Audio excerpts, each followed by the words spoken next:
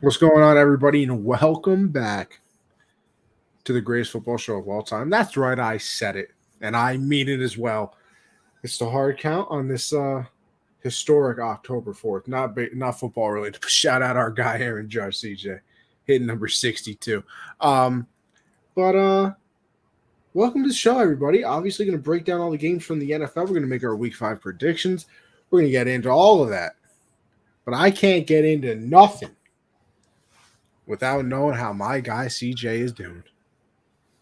Man, all is well, brother. Doing great. Relaxing right now. Watching some Knicks preseason. Yeah, a lot of good football to talk about. Just a lot of good football to talk about, man. Excited. How you doing, man? Living the dream. Why not? For some reason, I rewatched all of the Lord of the Rings. Forgot they were fire movies. Forgot. So now I watched them. Now I think I'm going to start diving into the Lord of the Rings little TV series I got over there on Amazon Prime. So had to do a little preparation before I watched the show. My guy watched. I haven't seen Lord of the Rings in so long, bro. I played Lord of the Rings the game on Xbox. Those games were so fun on the Xbox, like the first Xbox. Yeah, well, I mean, I think we had it for P2. Yeah, it was on P2 as well. But I remember playing that one on Xbox, on the first Xbox, bro. The big. It's funny you said that because when I was watching them, I remembered the games too, and I went on YouTube and looked up gameplay of it just to see it again. I was like, damn, we really played games that looked like this. Very nostalgic. Very nostalgic. Yeah, I remember that Lord of the Rings game. Lord of the Rings was definitely. It's like Harry Potter. It's in that category, throwbacks. Throwbacks that people used to watch. This is before the internet. The internet really took over. We just appreciated movies. And crazy thing is, I hate Harry Potter, bro. Not everything is binge watched, so it's just different now. But all rise, yo, Matt, what's going on, man? Welcome to the show. All rise for sure. Like and subscribe for sure. Hit that like button. Make sure you subscribe. Yeah, I'm doing good. I'm doing good.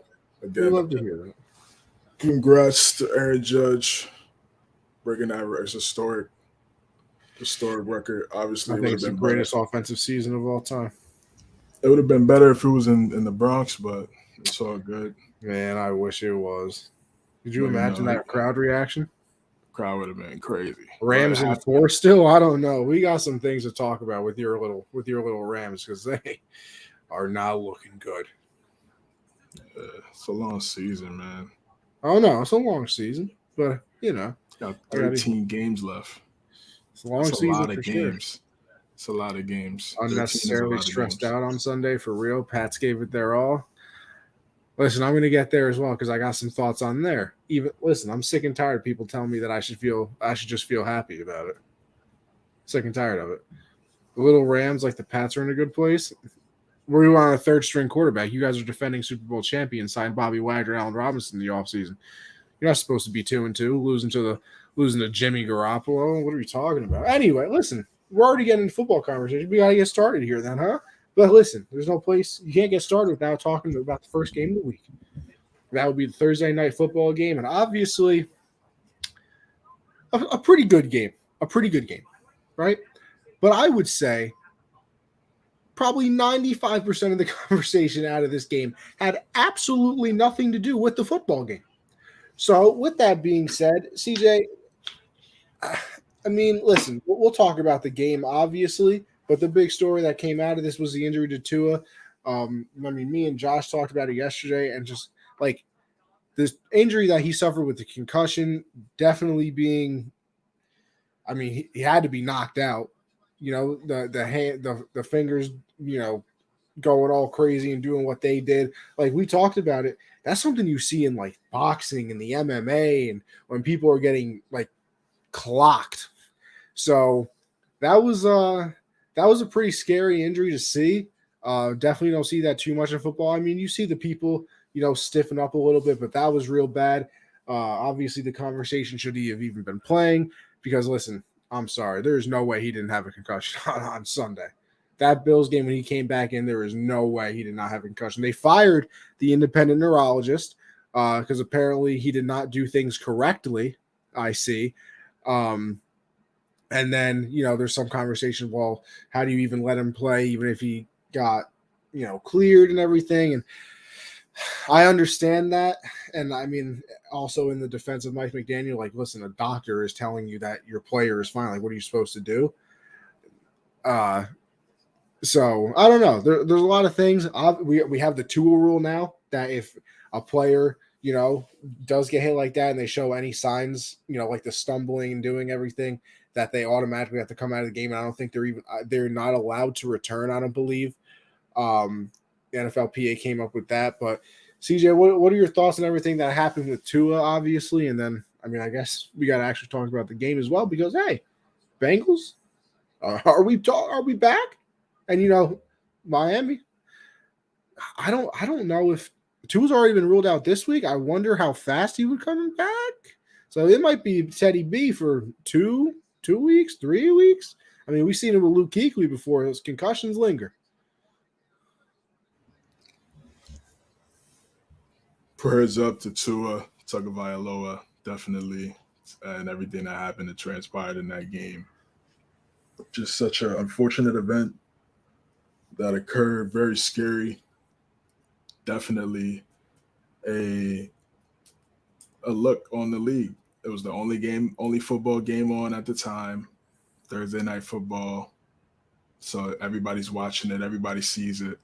It's not like it's in one of these cycles like the 1 o'clock, 4 o'clock. You could kind of like gloss over it. This is the only football game on. And that's unfortunate. It's unfortunate for the doctor to get fired. Kind of just speaks to what it is right there, the negligence on his side. Now, what's his side of the story?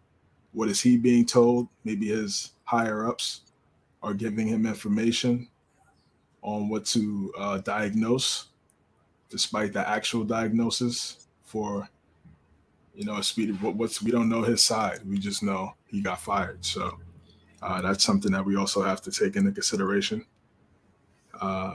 Just to see what's, just to keep the discourse civil and it's not just one-sided. Let's see what he got to say too. Yeah. What's his side of the story. But either way, it's just sad, man. And again, yeah, like I said, prayers up to Tua and his family and everything. That first hit, like you said, against Buffalo, definitely looked like a concussion. And the way he fought, like he fell back, and it was tough. Like it's tough. And he gets hit, and he got ragdogged down. Yeah, it was a tough look. Yeah, he got ragdogged down on Thursday. I was like, oh man, like that was tough to watch. That was tough to watch for sure. But I'm glad that he's good in the present. I don't know. We really there's so we don't. There's so much information that we don't know that we do know. So we don't know what the timetable is going to be for his recovery. I'm thinking 3 weeks. I'm thinking 3 weeks, 4 weeks. I just feel like you have him come back a game after a game or two. I just think PR wise, it's a bad look for the league and especially for the Dolphins. It's unfortunate too. Obviously wants to play. He wants to show that he's available. They have a really good roster in terms of the outside weapons. So it would look good for him and how he's perceived around Miami and the team if he's healthy. But these concussions are nothing to play with. So you really got to take these things in consideration and take these more seriously than a leg or a knee. Things that even though those things are serious too, but when your head, your brain. Yeah. So did you see that the doctor that the concussion movie is based on told him to retire? Yeah. I remember that movie, the Will Smith movie. Yeah, the doctor that was about was like to a. That's what he tweeted. He tweeted out. He was like, he's like, you got to retire. He's like, I know that you want to play and like it's your dream, but two concussions like that, he was like, you got to go. Wow. Yeah. So I mean, this guy does extensive work on the topic. So yeah, again, just got to keep having these conversations, understanding what's going on. Players also got to be more vocal and voice their. I mean, even though listen, I know they want to keep it inside because they want to play, and their availability and their product means productivity, and that adds more money in their pocket. So Being able to know your name at the age of 42 is a pretty good but I future feel to it.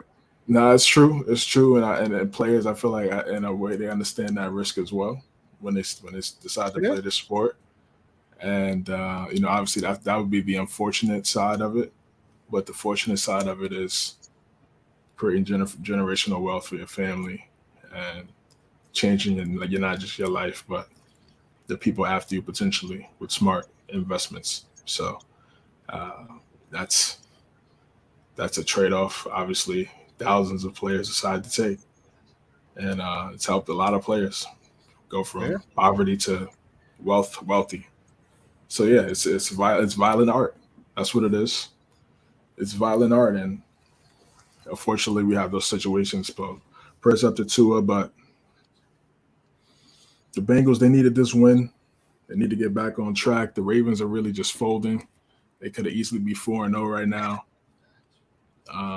So they don't really want the division. That's how they're playing. They're playing like they got the division. Like they know they got it, but they're just gonna mess around and not really take it seriously, especially in the second half of games. But Bengals trying to get back on track. They understand they were the champions last year of the AFC North, of the AFC as a conference, and they want to get these W's back. They lost two, and they got two in a row, and now they're on a good track.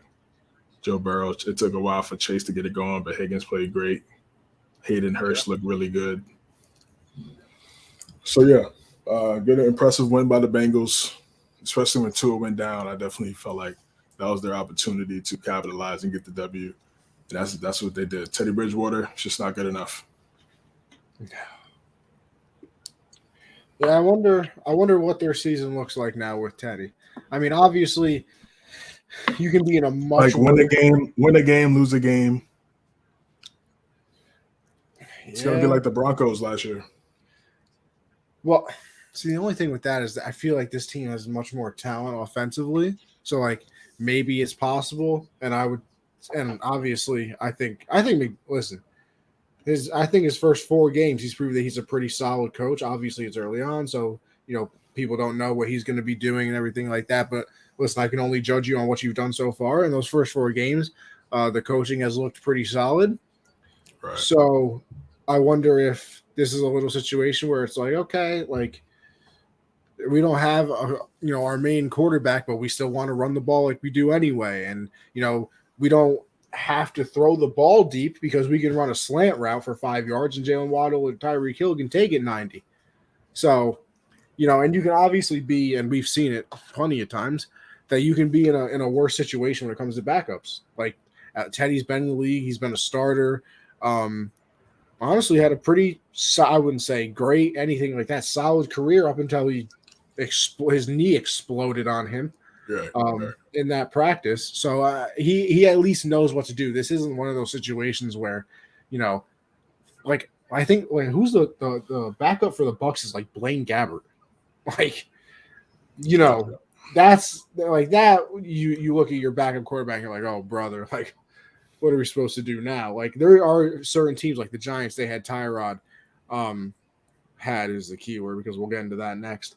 And obviously the 49ers had Jimmy, different situation, not really a backup, but it was a backup in that situation. But there are definitely worse places to be when it comes to your backup. So I'm kind of curious if they can still, put together a good little run here while Tua is out, see how long Tua is out, obviously, and then if and when he comes back to see what he's like. So I agree with you. Big win for the Bengals, and obviously we're gonna get into that Ravens game and everything like that. But talk about selling. They're selling. They are selling the division lead. All right, we'll move on to the Giants and the Bears. Not gonna lie, I had my brother over, So usually I put like the Giant or Jet game on the TV, then watch the 4-game split on the laptop. But I put the 4-game split up on the TV because he's an Eagles fan. So I did not watch much of this game, but I did see what happened. And honestly, I think my biggest takeaway from this game, and once again, maybe Brian Dable, these first 4 games is a great coach, and then the next, however many games he's ever head coach again, it's the worst head coaching we've ever seen. Possible. Very possible, whatever. But I think the big story out of this is the Giants coaching. Because, listen, first of all, Daniel Jones, not really that guy. I think we all know that. But I think he scrambled on like 2 bootlegs. So obviously the Bears never made that adjustment. He scored a rushing touchdown, I believe, on that one. And also, at one point, Tyrod was in, got a concussion. Daniel Jones was out because he had a high ankle sprain or some type of sprain like that. And they didn't panic because I don't believe that they were carrying a third quarterback on the roster because, well, you have Tyrod Taylor on the roster. Like, that's a backup. You don't really need a third string, I guess. In this situation, they obviously did. But so they're both out, and like there was no panic.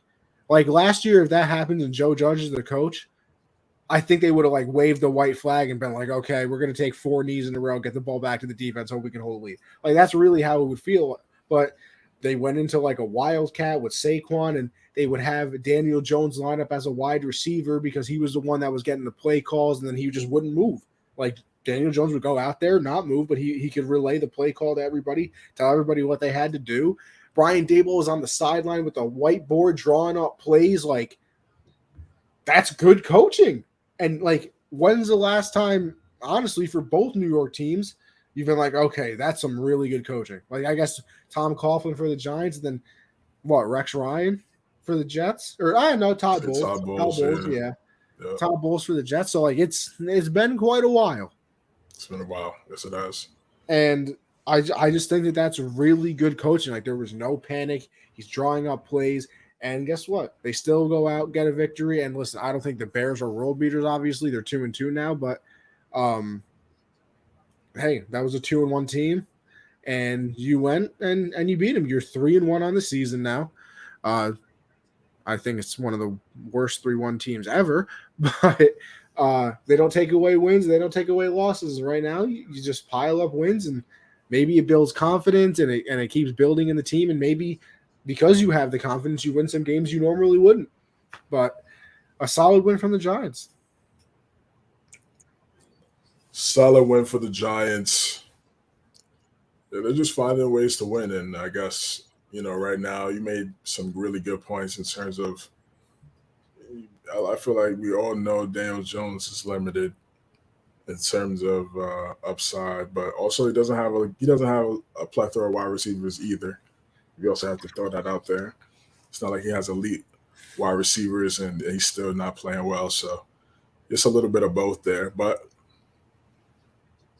he's athletic. He uses his feet well in terms of running, able to get first downs, and you got to account for that. You got to put a spy up. If you don't put a spy up, he has the athleticism to get 7 yards, to get 7 yards on the 3rd and 4, and just keep the series going, keeping up time of possession. Mm-hmm. And I think a goal for him should just right now should be learn how to be a high level game manager. Don't think about franchise quarterback. Don't think about guy of the franchise. Just try to be a great high level in-game manager, and then take baby steps. So once you get there and you feel like you have accomplished that, now you go to elite. You work your way up. That's how you're supposed to do. I mean, that's how you're supposed to do it. That's how they. That's what I just find the elite game manager hilarious. Yeah, no, you try to get to Garoppolo level, and then try to be better than Garoppolo. Then you're in like almost elite status, because Garoppolo can still manage to start on teams, even though he's like really a backup. See, we're gonna get Christian. We're gonna get to the Lions game, but I wholeheartedly disagree with this. But Like, yeah, their defense, their defense sucks. Yeah, the defense is struggling right The now. Lions' defense is terrible. But the Giants' defense is really good. Again, the Bears, they just don't have a lot right now. They just don't have a lot of talent. It's really tough to assess Justin Fields when you don't have talent around him. CJ, do you know that Cooper Kupp has more receptions than Justin Fields has completions? That's one of the stats I saw on Twitter today. And I think that speaks to kind of, why the Bears have been struggling right now. I don't know why they didn't try to make a move for one of these. Maybe they'll do it this offseason coming up. I feel like it makes the most sense. You have to do it. You have to get an elite guy on the outside or two. You need two guys on the outside. You need it for these young quarterbacks. If you don't have that,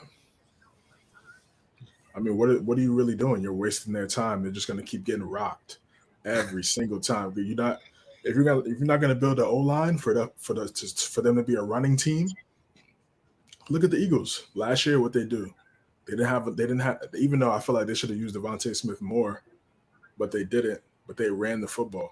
So now, what do they do in the second year? They bring in talent on the outside for passing. So what does that make them? A more balanced team. Now it's tough to stop them because they can pass and they can run. So that's what the Giants, that's what they need. They need a quarterback and they need some wide receivers. The running back is elite. And they had him in the Wildcat. I haven't seen the Wildcats since like the Miami days. Ronnie Brown. That Bears offensive line is like they should feel bad for what they're doing to this kid. Like they should. I feel bad for Fields, man. Like he got the worst. Even the Jaguars are more stable, have some better talent for Lawrence right now. I don't know what they're doing with their cap. I don't know what their cap looks like for the Bears. I don't know. I don't either. I don't. You have Justin Fields on a rookie deal. He's in his second year now. You would think by at least year 3, you put some talent around him. So this offseason coming up for Chicago is monumental because remember, like Justin Fields is going to want to have 2 years left on his deal, his rookie deal after next season. So you need to put you need to find out like who like is this guy a franchise guy? Put a good team around him, grow, develop, and let's see what you got. But you can't have him come out here every single Sunday, get rocked, and be like, "Yo, carry us." Guy's running for his life. Who's he gonna throw the ball to? Nobody can get open. I feel bad, man. But hopefully, I just hope he stays healthy and they do right by him, man. They need to put some talent around him and make him get him better, put him in better positions to succeed. Like, come on. They only have. I'm looking at it right now and over the cap. The Bears only have $6 million in cap space right now, which I don't even like. Who are they paying? Like who? That team is terrible. I don't know what happened. We got Christian in the comments. What's going on, brother? Christian, if the Lions don't take Bryce or CJ, people need to be fired up. So yeah, they're going to take one of those guys, bro. They have to. Goff. I see the Goff graphics, but come on. See, I so disagree. Defense doesn't win chips. QBs do. Defense definitely wins chips. They're giving up 35 points a game. Defense definitely wins chips, bro. Listen, Stafford is good, and Stafford made plays for y'all, but Aaron Donald got the sack. Aaron Donald and Von Miller, Jalen Ramsey, you gotta have guys like that on your team too, as you know, bro. Defense definitely always wins chips, always. I know the Patriots defense won that chip against you. Just saying. 3 points. Both times. 3 points for the held the greatest show on turf to 13 points, 10 points in the first Super Bowl. That's insane, man. That's a masterclass. Stop disrespecting Bill. Listen, I disagree with Bill a lot, but Gotta put respect on his name, bro. This is before Brady was Brady, bro. Let's talk facts. Let's talk facts. Like I said, I don't agree with everything, but the facts are also there. They won't extend Roquan Smith either. Like, what are they doing with? Yeah, I don't know what they're doing with the cap. I don't know whoever the 2023. I don't know regime. how this is right, CJ, because I don't know who would be on their team with this. But according to this, they have 115 million in cap space next year.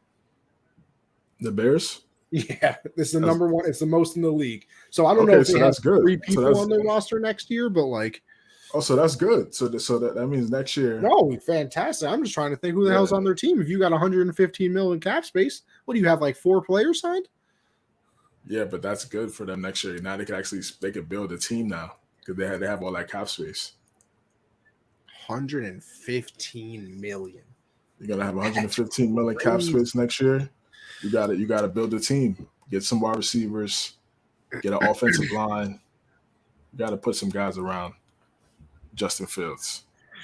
But again, credit to the Giants. They're finding ways to win. Complimentary football, special teams. That's what Daboll comes from the Belichick tree, comes from the Nick Saban tree. So he's very fundamentally sound, very situationally sound. So he's okay with these type wins. Obviously, he wants to win bigger, but they don't have the wide receivers, and then I just don't think they have the quarterback to take them to that next level. But they're winning these games, and you got to give them credit. Kenny Golladay might be the worst contract of this century. Yeah. I mean, it's a sad situation. They should just trade him. Just trade him, get it over with. Obviously, he doesn't want to be there anymore. It's better off to trade him, try to see if you could get something, maybe get a third, maybe a fourth. I don't know. Hell no, you're getting a 7th at this point. Yeah, it's unfortunate. You know, they paid him the money to be the number one guy, and he just hasn't really been productive. So, yeah, not a good time over there for the wide receivers. But hey, 3-1 is 3-1. They moved up to 2022, so he can clear for this. This is a good topic right here. Let's see what he says. Let's see what Christian says right here. You need to have a defense, but that O is way more important. And then follow up. You need a QB more than an elite defense.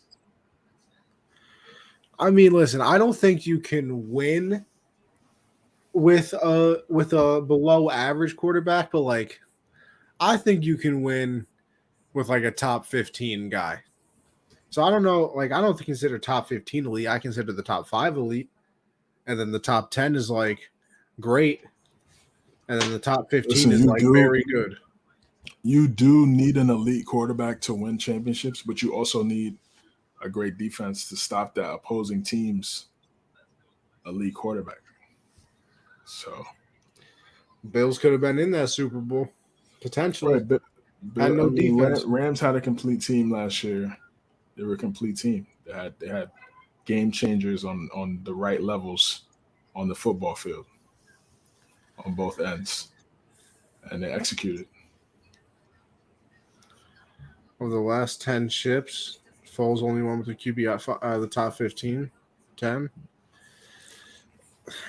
No, I'm not disagreeing, but I'm just saying you just look. Even though these teams won the Super Bowl with elite quarterbacks, they still have really good defenses. Buccaneers defense was good. Rams defense was good. Eagles, Patriots. That Broncos defense was unbelievable. Defense was good. Seattle, Seahawks, Ravens. Yeah, so you need a complete team. That's really the moral of the story.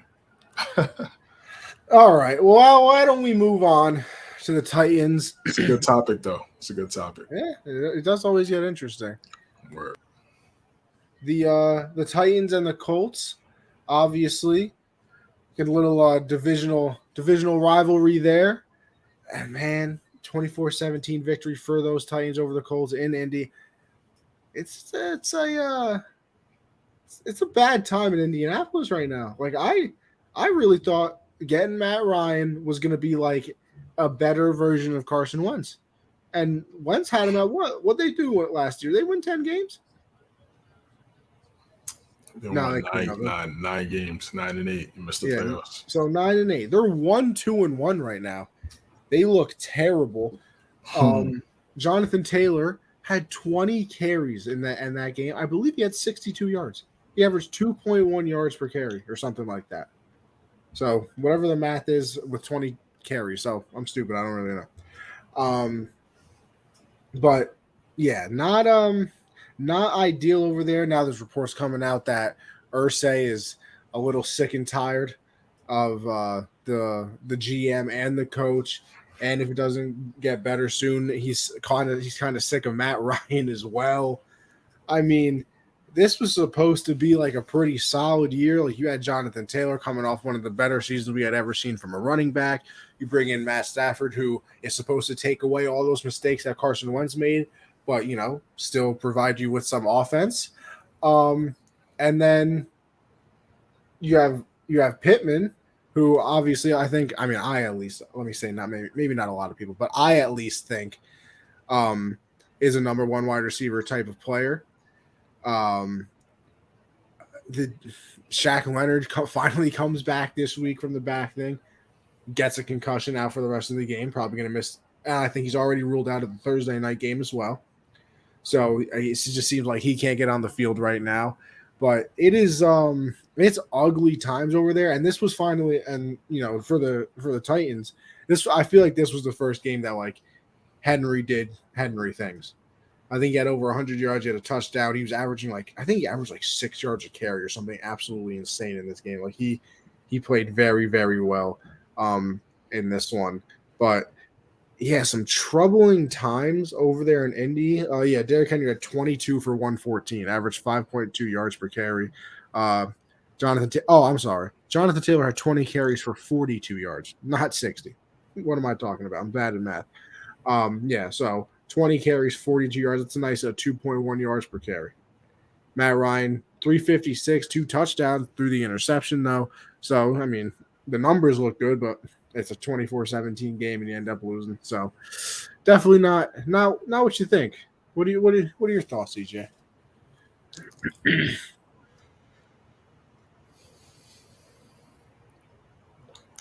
Ever since Luck, they just haven't been able to find that quarterback.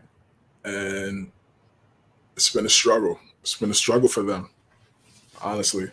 They went through Phillip Rivers, Wentz.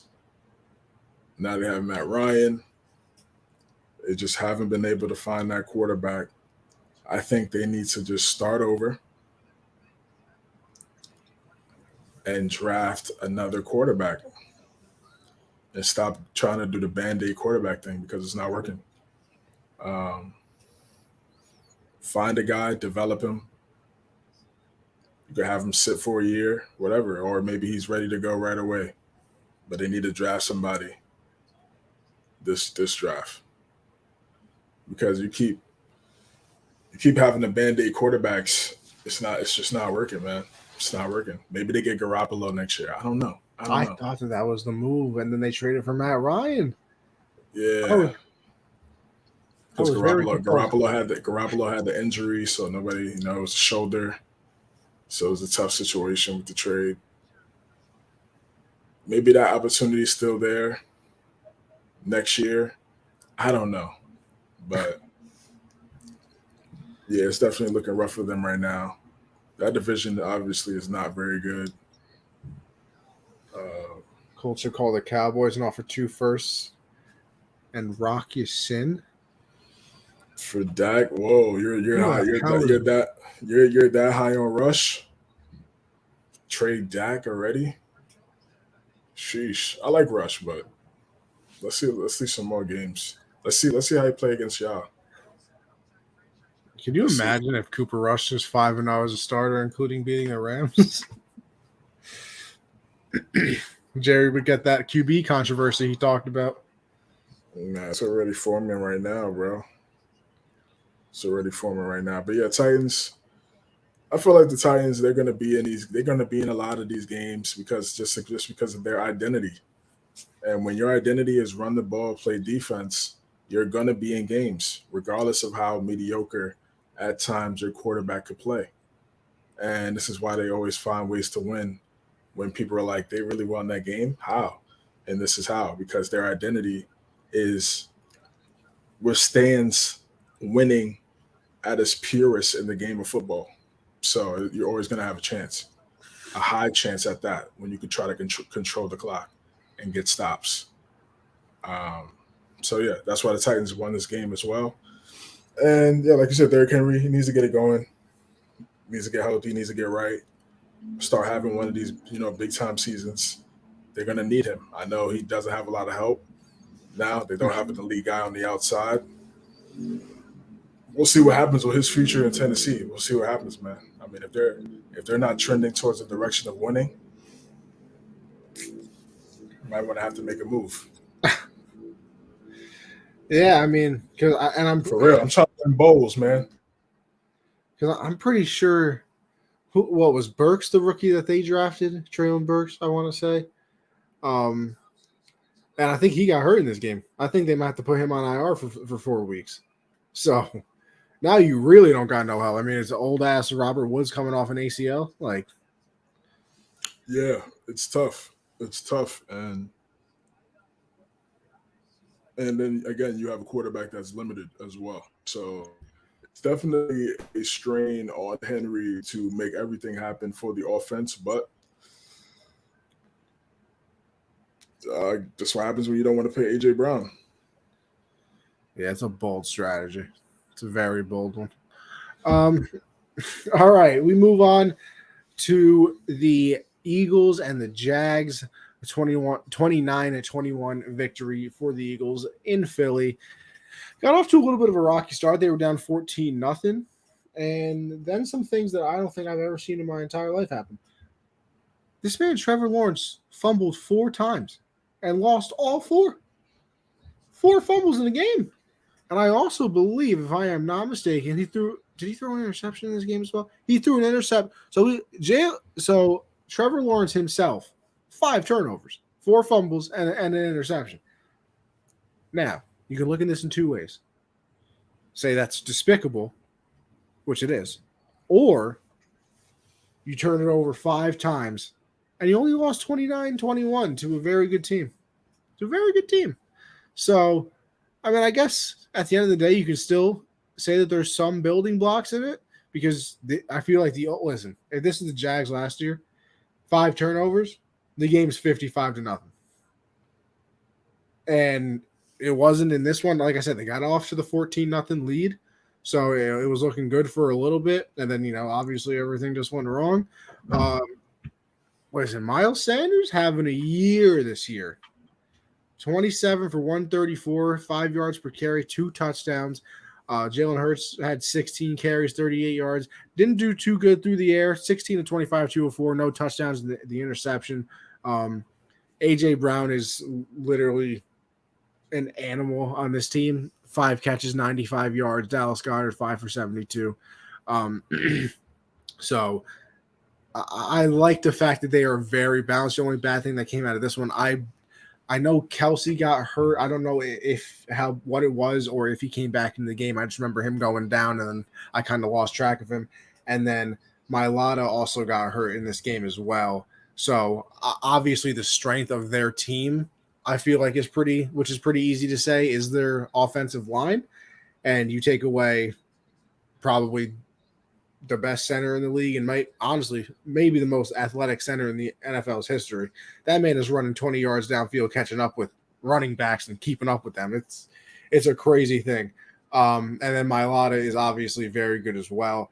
So if you start taking hits on that offensive line, especially with the way they want to play football and run the ball and, some play actions downfield off that run, you need time to develop these plays and these deep routes. So got to keep them healthy. But, I mean, hey, a win is a win. You start the season 4-0, and I think they have the 5th easiest schedule throughout the rest of the season so far, at least. I don't know if that's based off of last year or this year's current winning percentage, but 5th easiest schedule either way. Eagles could be listen, nobody's really taken over besides them. This is a pretty nice early lead for them to have the number 1 seed in the entire conference. Solid first quarter for the Philadelphia Eagles. How they've played really great complementary football, something I was just talking about earlier with the Titans, but they just have more consistency at the quarterback position. With Jalen Hurts playing great football right now. He's the leader. He's their leader. They follow him in terms of trying to win in the game, and he's doing a great job right now, continuing to grow, develop his game, and I think he's going to be special. I think he's going to be special, and they're winning. They're winning these games right now, based off because they're doing the details. They're doing the details, understand what they need to do, and they have the talent also to execute in high pressure situations. Devontae Smith, Goddard, AJ Brown. Defensively, that defensive line is also really good. So I'm not surprised. And the Jaguars, again, this is I don't want to keep saying this every week, but this is just what they are. This is what I wanted to see. I just wanted to see how they would play in these situations against teams like this. And they struggled and they had their difficulties, but they still executed as well. And they made some good plays at times. So I just feel like the Eagles are on a different ship, they're on a different level. And they want to continue to stack up some dubs. And if they keep doing that, they're going to be in a good spot. And that division looks shockingly good right now. How long will that last? We'll see. But they're at the top, not only of the conference, but also in the league. Yeah, I forgot they're the only 4-0 team. You're right. Yep.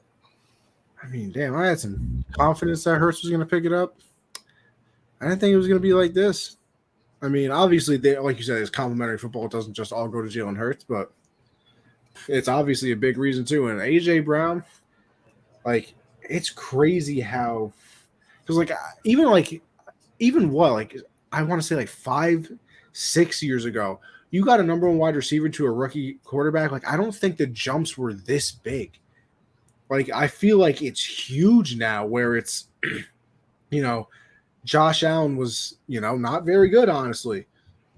Diggs goes over there. Now he's MVP the last 2 years in the conversation, I should say.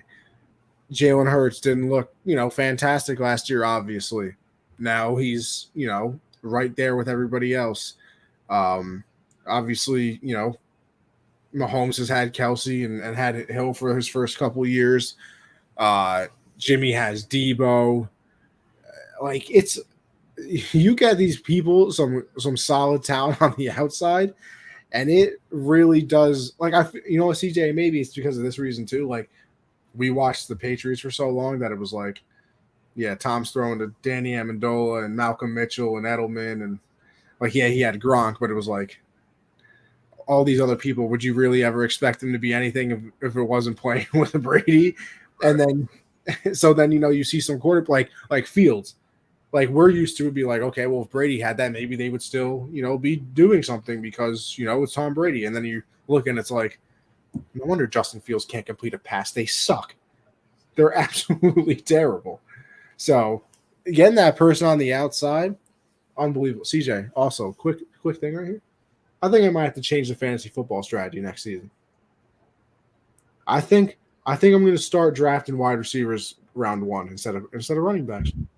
Round one. We always say there's so much wide receiver talent, but like, listen, imagine pick 3 instead of picking maybe if you had pick 3, went like Dalvin Cook or something like that because you really wanted a running back. If you just went Cooper Kupp instead, you'd be doing great. The guy's getting you 25 points a game.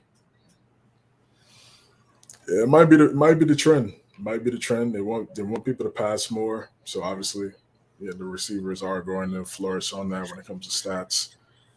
I remember when 1,000 yards used to really mean something. Now it's like guys get it so easy now. I guess like 1,300. Number 2 wide receiver gets that easy now. Yeah, I guess like 1,300, 1,400 is like, okay, really, really good once you get over that. But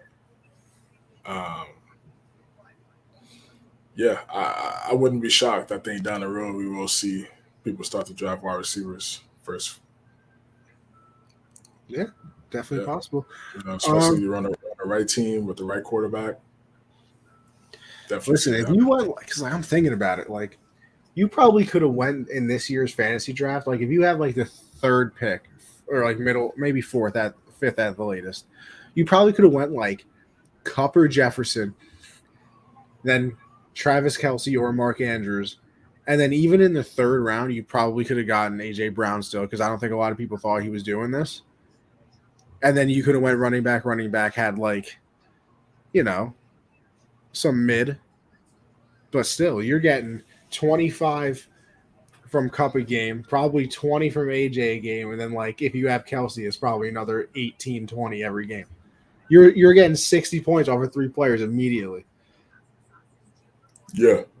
No, yeah. I mean, you could. I mean, you should try it. Try it next year. Strategize it that way. See, trial and error. See if it works out.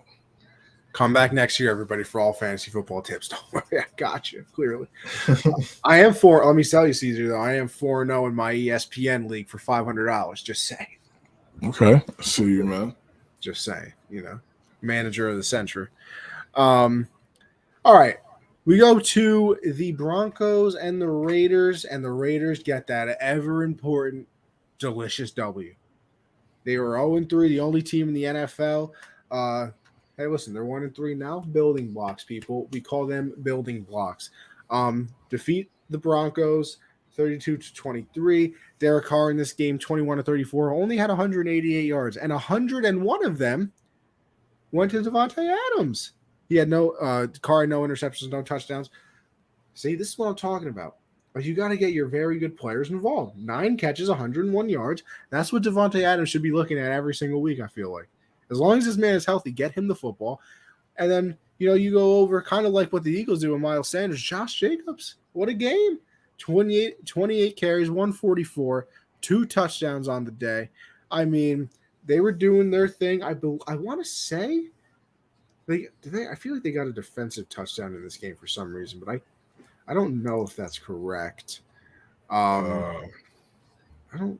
It might not be. I might have just lied to everybody, but I'm sorry if I did. And you go over to the Broncos side, 17-25, 237 and 2 touchdowns for Russell Wilson, and I just still don't get it. A lot of people thought this team was a quarterback away, and I don't think Russ is washed or anything. But you're only throwing it 25 times in a passing league, and it's not even like the run was working that well, because Javonte Williams had 10 for 28, Mike Boone had 3 for 20, and Melvin Gordon had 3 for 20 or 3 for 18. So it's not like you were running the ball and it was very effective. So why you think that those passing numbers would have been up, 35s into the 40s because the run game wasn't very effective. And then obviously, speaking of that run game, Javonte Williams done for the season. Tore his ACL, I believe, in the LCL. I don't even know what the LCL is. I always hear MCL and ACL, not the LCL. Very rare one, apparently. Yeah, it's another ligament right in that knee. I'm going to have to get Deepak back on here to explain that to us. But he is obviously done for the season now. And, you would hope Melvin Gordon steps up. But, CJ, can you believe that I think his last 44 carries, he has 5 fumbles? 5 fumbles in his last 44 carries. So, I mean, that doesn't give you much confidence all of a sudden going to the backup running back. But, hey, you don't really have a choice anymore unless Mike Boone gets all the carries or something. But Raiders get that ever-important first win. Adams shows up, has a nice game. Carr kind of game managed the way to victory, and then Josh Jacobs kind of took over, especially late in the game that they were driving, needed another score to really put the game away, and Jacobs ended up getting that for them. But a nice win for them. Great win for the Raiders, finally getting over the hump. They needed this W. Man.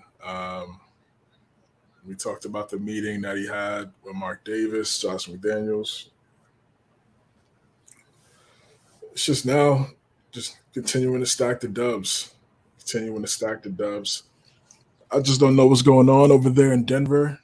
I just got to have a conversation between. Hackett is a terrible coach. I'm sorry. Yeah, I mean, for me, I'm not. I'm not gonna judge him all the way and go that far because it's only been 4 games to his coaching career.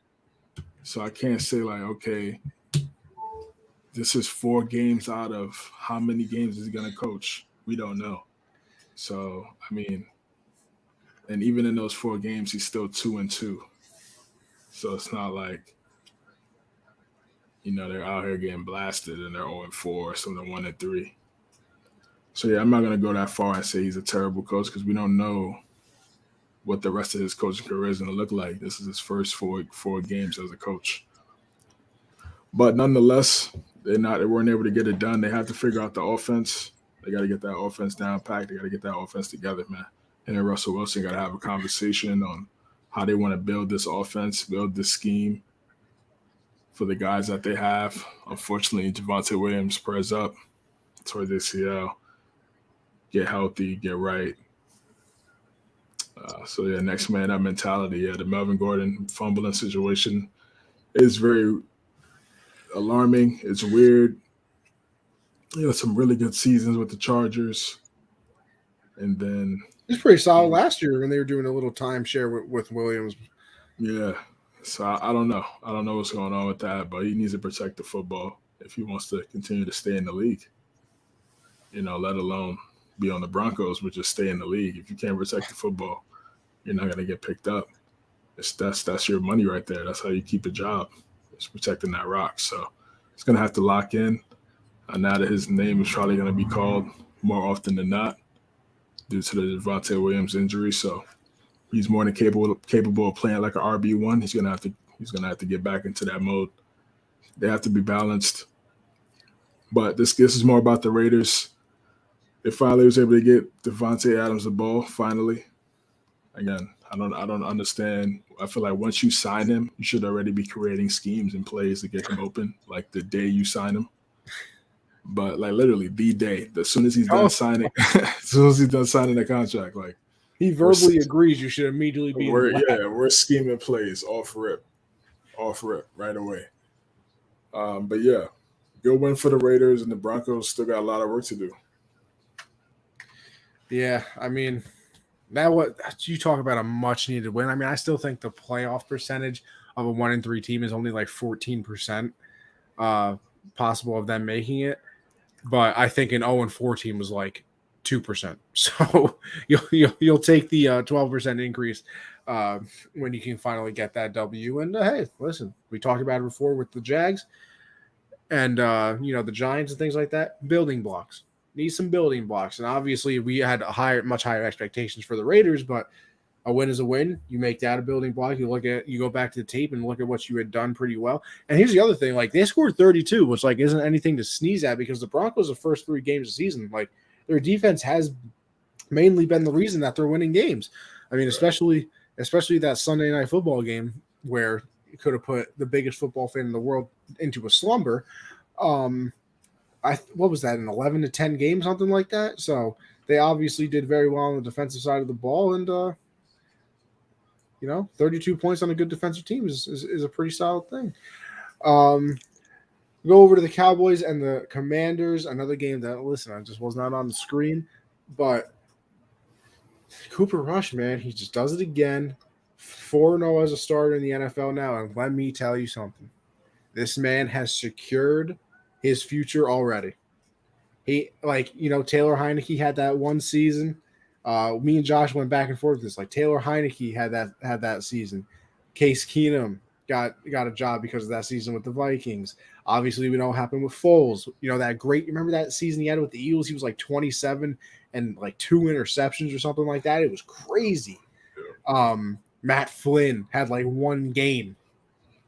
Literally, just 1 game. Got a bag.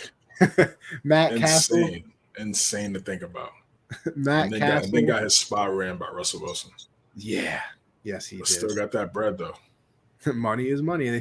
Guaranteed. I thought it was like guaranteed, too. So man had 1 great game in a meaningless game and got 4 touchdowns? Got like $10 million a year. He threw like 4 touchdowns or something like that in that game, and everybody thought he was the second coming. Insane, bro. $10 million off 1 game is It's a hustle. Shout out.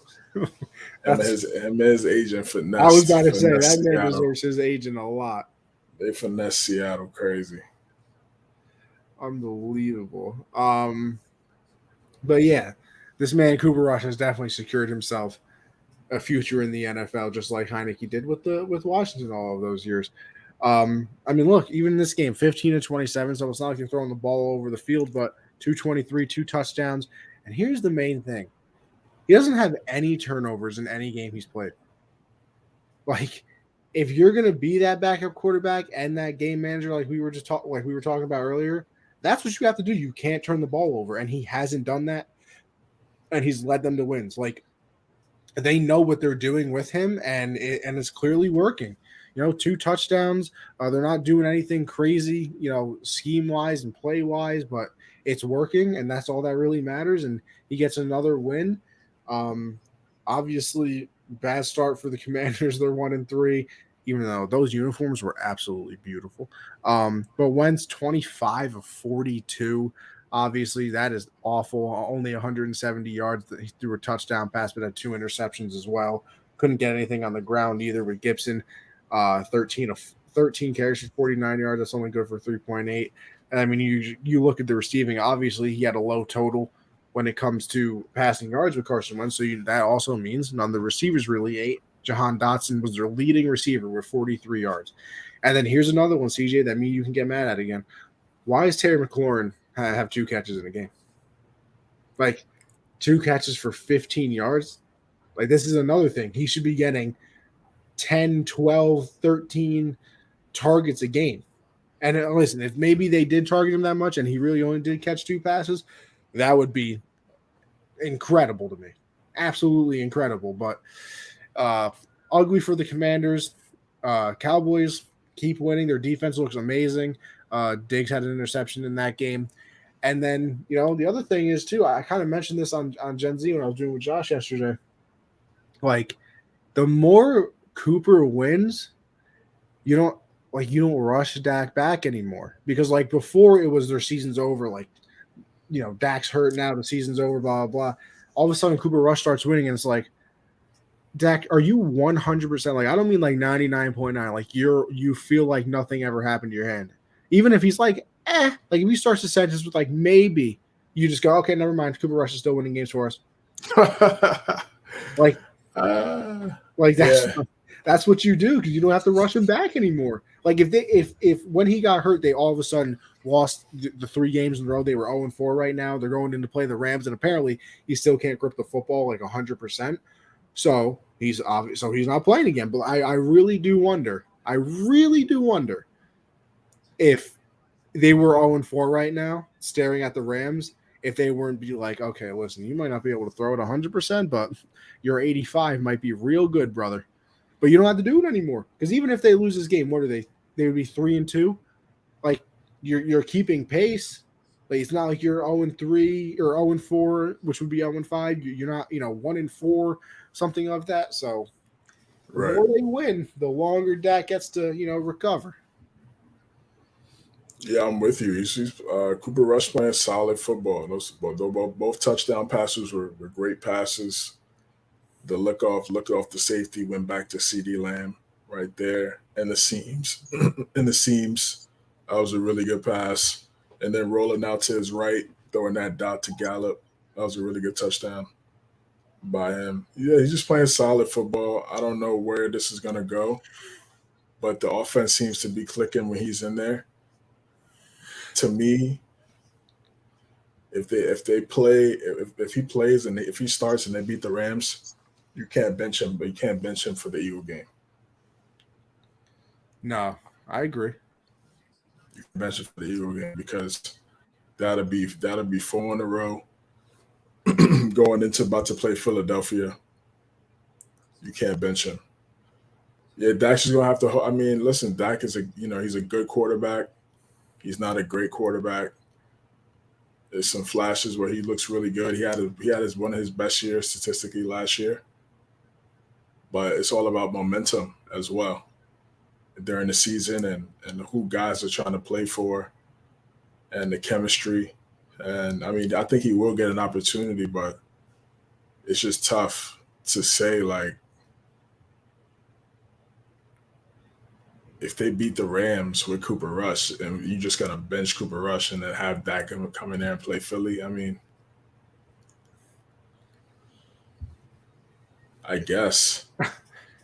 But I feel like, again, like when you just look at the momentum, you're kind of killing that vibe. And I think you got to go. I think you just got to stick with Cooper Rush. They're running the football. They run the football really well. Pollard and Elliott, 1-2 punch, keeps both guys fresh. You're not relying on one guy to rush for $140. They could get $1 each. I think that makes your backfield much more efficient, much more fresh and safe. And that's going to be the norm for NFL backfields. They're going to have 2 running backs. It's just one. They're not going to want to pay a running back with a boatload of carries on their body, after year 5, $12 million a year, when they could pay for 2 running backs $6 apiece for the same type of production. That's unfortunately the value of running backs are going towards right now, but it's still very needed. You look at the Packers, they play split back. They have running backs that both of those running backs are very productive for their team, and it's a key reason why they're winning. Same thing for the Cowboys as well, with Pollard and Elliott. They're the focal point of that offense. That offensive line is playing well. So, yeah, they're playing good football. Where is it going to lead to? We'll see. But they're getting these W's right now, and that's what's most important. But 2 big games coming up. That's going to be the real test. And we're going to see, who Cooper Rush is. Well, from one backup to another, I would say, but not anymore. We go over to the Jets and the Steelers. Jets do get the 24-20 victory. Obviously, Zach Wilson comes back in this game. Didn't do anything, I wouldn't say anything crazy special or anything of that nature, but hey, they get the win. And now you kind of see for the rest of the season what your number 2 overall pick was or something like that, whatever Zach Wilson was. 18 of 36, 252, a touchdown, 2 interceptions, though. I do believe Breece Hall had 17 carries, 66 yards, a touchdown. I thought Zach Wilson had a rushing touchdown as well, but I guess I am wrong on that one. Corey Davis, 5 for 74 and a touchdown. But it's cool and all. Big story out of this one. Kenny Pickett season. It is officially Kenny Pickett season. Mitch Trubisky got benched at halftime. He was 7 of 13 up into that point with 84 yards and touchdown. Mike Tomlin's thing, hey, we need to spark. So that's what he spark after week 1. Yeah, he needed to spark a long time ago. He needed to spark last year with Big Ben still there. But even with that, Kenny Pickett comes in 10 for 13, 120 yards, 6 for 15 on the ground, 2 touchdowns, 2 rushing touchdowns. That's right. 3 interceptions though. Yeah, one bad interception late, which led to the Jets winning the game. So the funny thing is too, though, should have just threw it away. How do you throw that football away to get that W? But getting the interception, he left it out there for it to get picked. And CJ, this is where we can argue with all the Pro Football Focus people, because Pro Football Focus said that he had 0 interceptions. None of them were his fault. Nah, that last one was definitely his fault. Should have been a throwaway. Instead, he left it up there. And the Jets, they made a great play. Like, I understand. I almost feel like Hail Mary interception shouldn't count. Because, why not? Still an interception. I mean, not count against just your record, but in your head. That's like saying a touchdown shouldn't count. No. On the stat line, it counts. But, to me, it doesn't count. I'm not like if somebody was 4 touchdowns, 1 interception with the 1 Hail Mary, or the 1 interception was on a Hail Mary for some reason at the end of the half, he had a perfect game in my eyes. On the stat sheet, it still shows, obviously. But you're throwing that Hail Mary because you're trying to win the game, meaning you're losing. Well, no. What about a nice halftime Hail Mary? Just to see if you can get something. Oh, okay, then yeah, but still, somebody on your team could have caught the ball. this is true. So if I'm a defender and I get the ball, that's an interception. They just don't mean as much to me. Maybe I'll say it that way. Yeah. The value's not the same, obviously. But so I guess when they tally it up and it's time for me to get paid. Oh well, yeah. I don't care when it was and how it happened. That's how many picks I had. But yeah, and I thought that maybe they would go back to Trubisky for week 5, and like maybe he used the spark idea, for that, whatever, blah blah. But he has been named starter going forward, and I find it interesting just because they play the Bills next week. Like that's a real difficult welcome to the NFL thing. And I will say, I heard this, I don't remember where or who said it, but they said, well, listen, if you're worried about who you're going to put the starter in against, then you probably didn't make the right decision anyway when it comes to drafting. So you can't be worried that next week, they're playing the Bills and it's one of the best teams of football and he might get killed out there. Like, you drafted him for a reason. You should think he's able to beat the Bills. So obviously, that'll be an incredible test for him. But Pickett is now the starter over there in the Steel City. I mean, I kind of hope he's good because I like their talent. I talked about this last week. I like George Pickens. He's a great young wide receiver. He had another really good catch on Sunday. The toe tap? The toe tap, yeah. Deontay Johnson is an excellent young wide receiver. Claypool, Freiermuth. They got Najee Harris out the backfield. I just feel like the quarterback is really the only thing right now that's stopping them from having a really good offense because everything else, I feel like they checked all the other boxes. So he played, he was playing solid. But like I said, that last interception was tough, and the Jets, Zach Wilson had a really good drive, and they got it done. People are high on Zach Wilson. Listen, man, he just needs time. He needed time. You got to stay healthy. Got to stay on the field. Corey Davis looks like he's starting to come along now. Garrett Wilson still making plays young. So, yeah, I think they're going to be good. Count the bucket was good. What's going on, brother? CJ, how you on here and you're over there on Count the Bucket too? That's one of our it's one of our other co-hosts. Salute. What's good, brother? So yeah, but the Jets they got it done. They got it done. They got the W, and it's a much-deserved win for the Jets. And the Patriots are last in the AFC East. Times have changed, my friend. Times have changed. Record than the Jets. Disgusting. Yeah, brother. All right, we got the Chargers and the Texans. I bet CJ ain't got a cool looking cup for the hard count. Nah, yeah. I mean, we're gonna get there. We're gonna get there for some merch, definitely.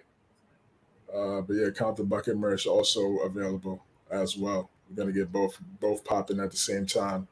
Facts for the fans, for the people. That's what we want.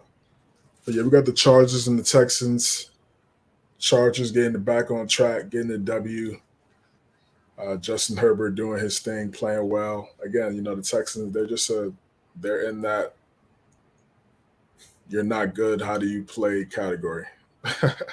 Yeah. So yeah, good win by the Chargers, man. They did a great job. And Austin Eckler got a touchdown. 3 of them. I mean, I don't think he's a bell cow. You feel me? I really don't think so. I don't think he's a bell cow. But I think if they brought in another back, like say if they had like an AJ Dillon, and like he was the Aaron Jones, woo, that's a dynamic backfield. But I just think him by himself is kind of tough. But he makes it happen by himself as well. But I'm saying if they do add somebody else to that backfield, now you have split back, and then you can have Keenan Allen, Mike Williams out there. It could change a lot. It could change a lot for the Chargers. But Chargers, they're right in the mix. They're right in the mix. Obviously, the Chiefs still the kings of that division, and the Chiefs have that W over them. So that's who they have to get past if they want to make any type of noise. But this is a team you're supposed to beat, and that's what they did. Yeah, it is a game that you are supposed to win. And I will say this, though. I have never, there's usually, little things in the armor, little marks in the armor that you can kind of attack. The Chargers' run defense is like going into it. Listen, since I watched, a lot of Lord of the Rings, it's like going into a battle without wearing a chest plate or something like that.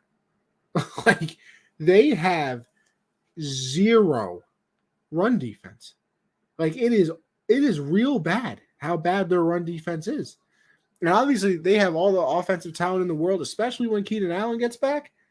But you got to find a way to fix the run defense somehow. I don't know how you really do it, because it's not like you can add a big player now. They did add their big player. They added Khalil Mack, but he's obviously more of a rush to passer. They have Joey Bosa as well. But he's going to be out 8 to 11 weeks, I think I saw. I think he has a little tear in the hamstring or groin area, something along those lines.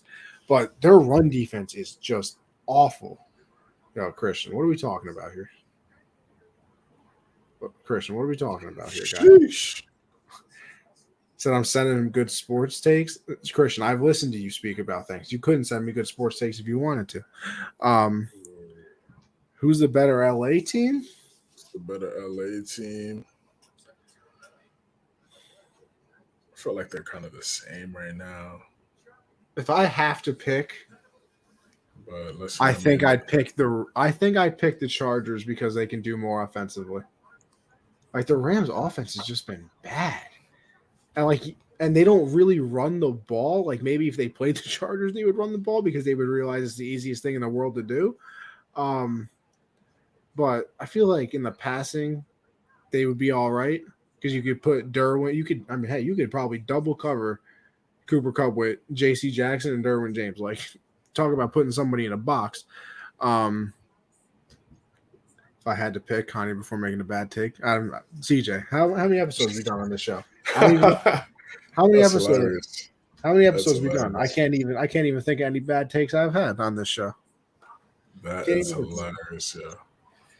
I think right now, I really feel like both teams are kind of the same. They're inconsistent, but I guess the Chargers, they got the W, the Rams didn't. So I'll say the Chargers as well.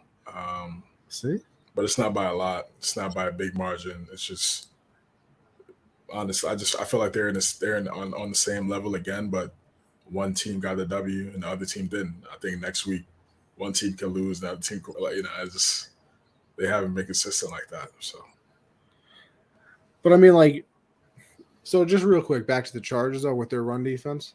Yeah, 131 yards and a touchdown for Damien Pearson. And that was in the game that the Texans were losing the entire time. So imagine if you're winning the game and you're just running the ball to take clock away. He could have had 400 yards. It felt like. Who's the better? Rams or the football Lakers when a rain disappear? I don't know. The Rams, give the Rams. Who's the better LA team, the Rams or the Lakers? Come on, brother. That's not even. Is that really a question? Well, I don't know. What's the answer here, CJ? I'm being sorry. Oh man, the better LA team, the Rams or the Lakers? I got to go with the Rams. Right? Is that the right answer? That's hilarious. Is the Rams the correct answer? Nah, man. LA squad is the Lakers. Always going to be a Laker town. Rams, they did their thing. All right, no. Popularity, not even close. Everything.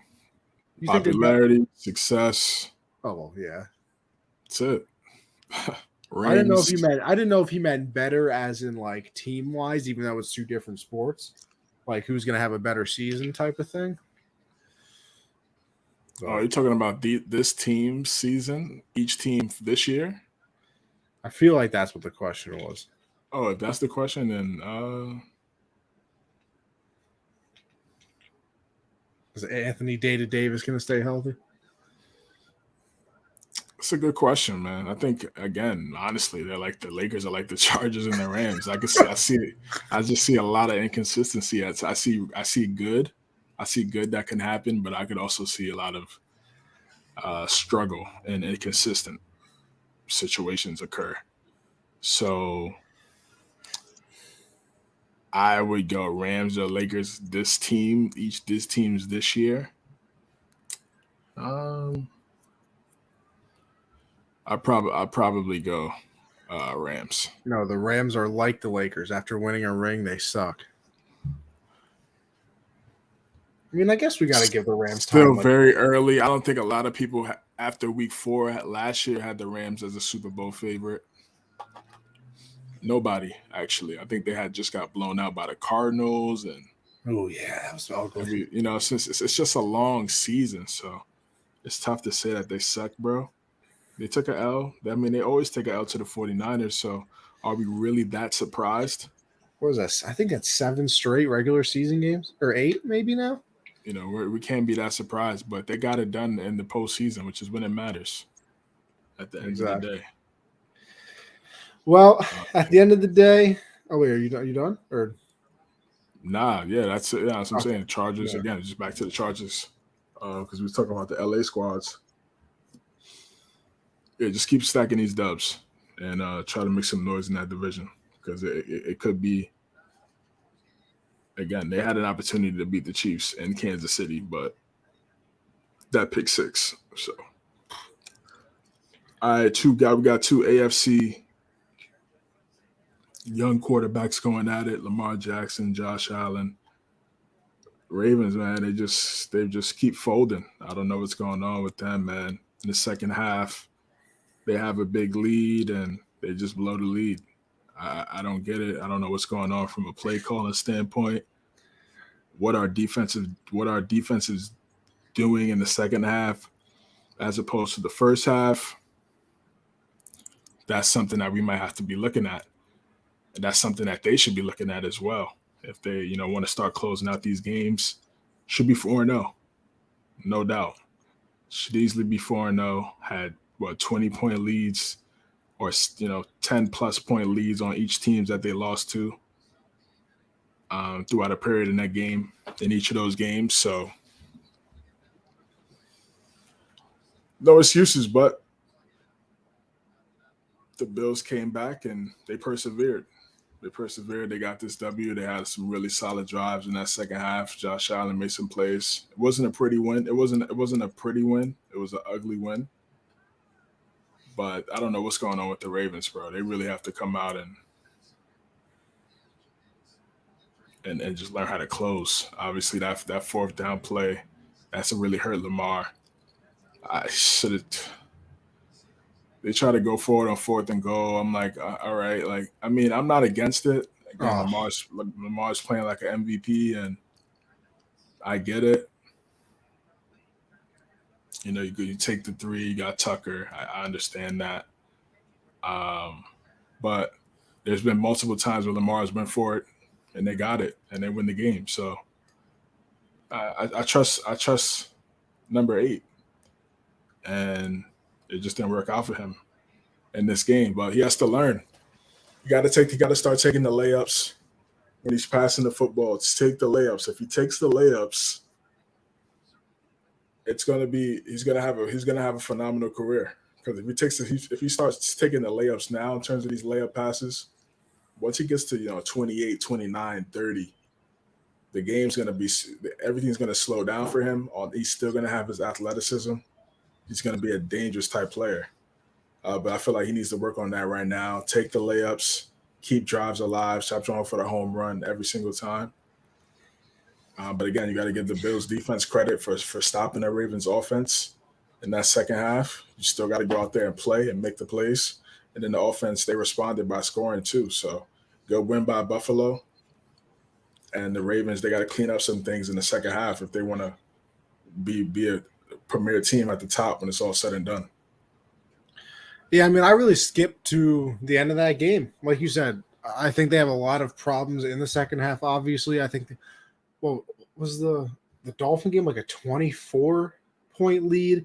And then I believe this game was I think it was 20-3 at one point, so it was a 17-point lead. So yeah, they obviously have to figure out what's happening in the second half of these games because they obviously didn't score in the second half of this game. They didn't score in the second half. I don't know. They did score in the second half of the Miami game, but it just obviously wasn't enough. And when you're up that much, you probably shouldn't have to score again to win that game. You should have, been able to do it on its own, but whatever. But I skipped to the ending game because obviously that's where the real story begins to me, and that's where everything goes wrong. Listen, I know everybody's I love going for it. It's aggressive. You have Lamar has been playing great, blah, blah, blah. Circumstances. I'm a big circumstances guy. And the circumstances have been that you haven't done anything in the second half of this game. So all of a sudden you're going to, in the most important part of the game, you're going to go for it on fourth down and you think you're going to get it? Like, yeah, they could have. And, the whole thing was, if we go for it, then, Harbaugh after the game, if we go for it, then they're forced to go score the touchdown. And if we kick a field goal there, then it puts our defense at a disadvantage because they have 4 downs to go score and we only had 3 the entire time. And blah. So you have enough confidence in your defense to stop them 3 times, but not 4 times. And then even then, if they're in the red zone and you stop them on the 3 downs, that 4th time, they're going to kick the field goal, just like you would have done in the red zone. So it would have been tied either way. Because I highly doubt the 15-yard line, if it's 4th and whatever, 4th and goal, I should say, from the 15-yard line, they're not going to go for it for the touchdown down 3. They're going to kick the field goal. So even if you get to the red zone, all you need is those 3 stops. But the main problem with going for it there, and I don't like the decision, but Lamar's decision was even worse. You have to put that ball where nobody else can catch it besides your wide receiver. And maybe it was a play call. The play call was bad by itself, whatever. But throwing that interception through the game, I guess you can't say that as a fact, but it really played a part into it because you throw an incompletion there, that's a 98-yard drive you got to go on to go and win the game. And listen, maybe the Bills go 3 now, and they're kicking from their own end zone now. You get the ball back at the 50, and you can go down and score again. But you throw the interception, and you give the Bills the ball at the 20-yard line. And now you're giving it to one of the better quarterbacks in the league, obviously, in a passing situation where your passing defense on the season, I believe, is ranked 32nd. So all of those factors just lead into me saying, I don't understand why you would do it. And it ended up costing them the game. I remember last year, obviously it's a different situation, when they had Tyler Huntley in or whatever. They went for it a couple times. They didn't get it either one of those times. Those were another 2 losses. And then maybe at the end of the year, when Lamar did come back, you wouldn't have been fighting for a playoff spot, and maybe you could have been in the playoffs because you didn't go for it on those downs. And you just went into the overtime, and maybe you could have won in the overtimes. Obviously, hindsight's 20/20, and you don't actually know what would have happened. But I don't know. The whole thing. Oh, analytically, it gave us a better chance to win. I don't know. I don't know. I hate the decisions like that. And it's a very new school thing to do. Obviously, the analytics kind of runs everything in a lot of sports now. But I don't know. I was not a fan of that at all. No, yeah, I'm with you. Again, you're entitled to that opinion, man, for sure. And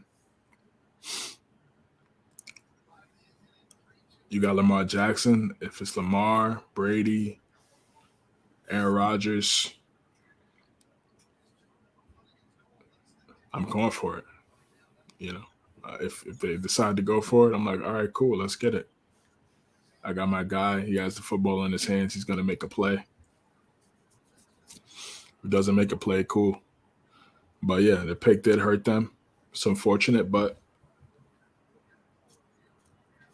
they got to learn from this though. They can't let this become a habit, because in the playoffs,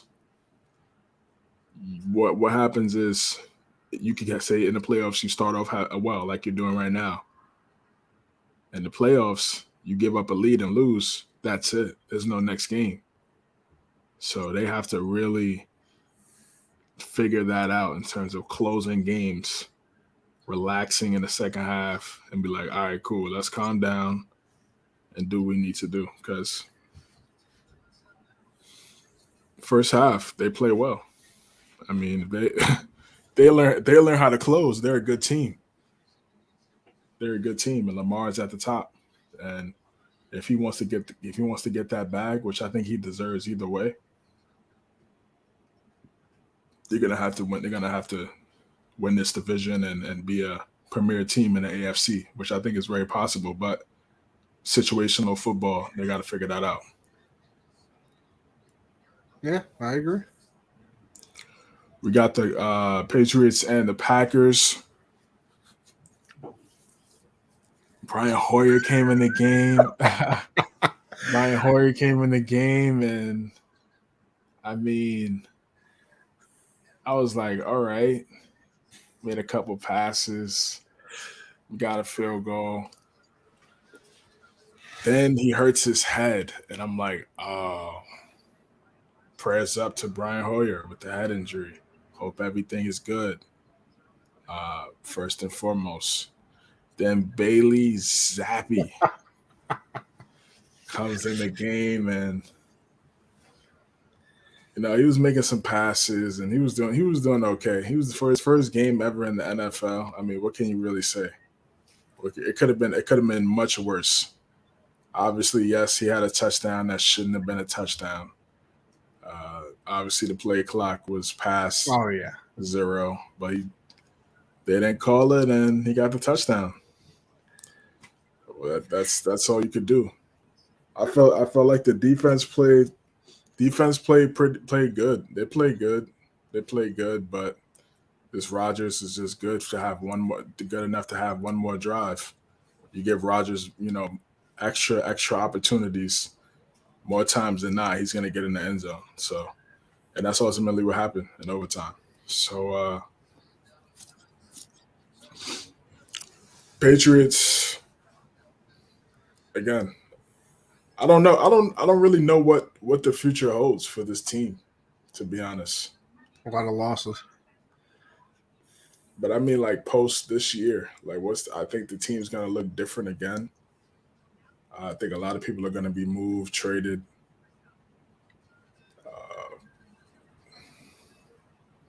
But again, like I said, I prepared for this time. I knew this time would come, and we just got to develop talent. We got to get some talented guys. We got to figure out answers. Mac needs to come back. That's the first thing. He comes back, and we'll see how he plays. And I think that'll answer the big question. Like, can he be a guy? You feel me? Can he be the guy? If he could come back and win games, they'd be like, okay, maybe he could be the guy. But I don't know. I'm seeing CJ Stroud. I'm seeing Bryce Young. And Zappi, he's not the tallest guy. He's a small guy. I mean, he got his jersey tucked. I mean, he probably didn't even think he was going to play today. I mean, he probably didn't even think he was going to play, bro. He probably thought, like, yo, it doesn't matter. Even if Hoyer has a bad game, he's a veteran. Bill's going to keep him in there. So I'm just chilling. He looked like he just put the uniform on just to chill. And he's like, oh, what? He said, what? You need me to go come in the game? Oh. Like I said, he did all right for his first time. I remember seeing him in the preseason. I was not impressed. But that was preseason. Now it's the regular season. So what they're going to do now, he's going to be the starter this week coming up. I don't know what Jonnu Smith's injury how status is with the ankle. Hunter Henry again not being used in this offense is so Unbelievable. weird. It's weird to me. I don't know if these reporters are they asking Matt Patricia why is Hunter Henry not involved in the offense? Kendrick Bourne in the doghouse. Whatever that means. I'm just not a fan of Matt Patricia. And I feel like he's really hurting the offense right now. I don't think the players like him per se. Maybe he had issues with Malcolm Butler as well. I don't think players really like him like that. I think Bill adores him for reasons why I have no clue. Players in Detroit certainly didn't like him, I'll tell you that. Players in Detroit, yeah. I remember Slay coming out vocally saying he wasn't a fan. So it's just very scary when you have a guy that's not likable running the offense of your favorite team. So Green Bay, Romeo Doubs, if he could just stay consistent, they found another one. They found another one. If he could stay consistent and make the layup catches, he should have had 2 touchdowns easy. He dropped it. I was glad he dropped it, obviously, but he could have had 2 touchdowns. He could be special. He could be special. He could be special. I like his game. Randall Cobb made a big time catch. I was sick. And I was shocked, man. We played well. We didn't lay down. We didn't just go to Lambeau and just get blasted. We played with some respect. And that's what I like to see, man. Even though we're not the most talented team, as long as we come out there and play with some heart. So that's what we did. We didn't get the victory, but again, we had a 3rd string quarterback. He didn't prepare not one day for that game throughout the week. Like, he didn't prepare not one day. No reps at all. Zero reps with the first 3rd string quarterback. He was like, damn, this paycheck about to be crazy for doing nothing. He had 0 reps with the first team all week. 0. And just comes into the game starting. Like I said, he plays solid given the circumstances. But what does this mean going forward? I don't know. Jacoby Myers hopefully can come back. Solid player. Be nice. But yeah, that's really all I have to say about New England. And again, Green Bay did a great job. They closed it out. They did what they needed to do. Mason Crosby hit the field goal. He's pretty clutch. I think the Packers offense, I think Rodgers, if he just continues to trust these guys more and more throughout the week, I think by the end of the year they can have a really good offense. Because AJ Dillon and Aaron Jones is a really formidable backfield. And it could be dangerous. It could be dangerous. And if they get those, and if Rodgers gets that chemistry down with the wide receivers, with Dobbs, Cobb,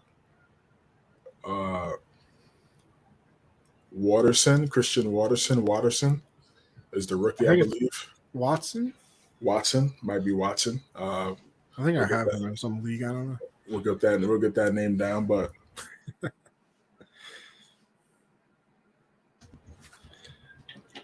it's gonna take some time. It's gonna take some time. So they just got to keep making plays. Keep making plays. Rodgers gives you the rock. Catch the ball. It's Christian Watson. There we go. I looked it up on ESPN. Yeah. Just keep making plays. Rodgers gives you the ball. Lazard, Dobbs, Watson. Yeah, he had a nice. Was that a little end around he scored on? I believe. Lazard. Yeah. If you do Watson scored on the end around, didn't he? I think because that was his first Lambeau leap. I want to. Oh, you know what? I'm on the ESPN fantasy app right now. I can tell you. Let's see. All right. Rushing. It was 1 rush for 15 yards in a tub. Christian Watson. First NFL touchdown, a rushing touchdown as a wide receiver. Wonder how many people have done that. First NFL touchdown for his young career. Salute. And yeah, I feel again him, Dobbs, and Cobb, Tanyan. It could be solid. It could be solid if Rodgers just spreads the ball around, and Lazard. If he spreads the ball around, trust those guys. By the end of the season, they should be good. They should be good. Yeah, obviously not what you expect going into the game, being on your third string quarterback after what I think that was the second possession that he got hurt on, which is when Zappy came in. But my only problem with this game was listen, cool that we hung in it. Obviously did not expect that. I think we were 10-point underdogs going into this game. But as the situation changes, I believe your expectation should change as well. So I'll give the perfect example of last year. Bengals, some people had them as the worst team in the NFL. 32 ranked on the power rankings. Then all of a sudden, it's halfway through the season, they're pretty good. It's okay. So our expectations here should be, we were supposed to be the worst team. Let's maybe win 8 games now. Then you all of a sudden you're at the 8-game mark. You see everybody else around the division isn't doing very well. You should say, I think we should win the division now. They go and win the division. Okay, we won our division. We should do something in these playoff games. You go out, you beat the Raiders. You go out, you beat the Titans. Okay, listen, we've beaten 2 teams. We beat the Chiefs earlier in the year. Let's go and beat them again. You change your expectations as the things go. And listen, my expectation going into this game, very low. Then it's tied. So it's getting to then we're competing. So it's like okay, let's at least not get embarrassed here. Then it's tied. And I'm saying, okay, we have a lead right now. They tie it up, but okay, let's try and win this game. Then it's overtime, and it's like, okay, let's get a stop. They get the stop. They get the ball at the 50. Now my expectation is you should go win the game. That was my expectation. Yeah, of course. That's what everybody thought. You run the ball on first down, 5 yards. Run the ball on second down, stuffed. You run the ball on third down, stuffed, punch it away to Aaron Rodgers again. Like, I understand it's Zappy's first game, but not even letting him pass the ball on third down. What do you have to lose from letting him do it? It's not like you're trying to, save clock or something like that, or you don't want to stop the clock. So let him pass on third down. And listen, I'm going to contradict myself, I guess, a little bit, because I just talked about how I didn't like the Ravens going for it. This is your third string quarterback. You really got nothing to lose.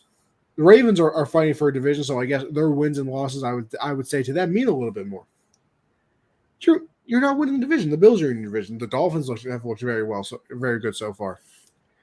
If you maybe they pass it there, they gained 4 yards, 4th and 1. I would go for it.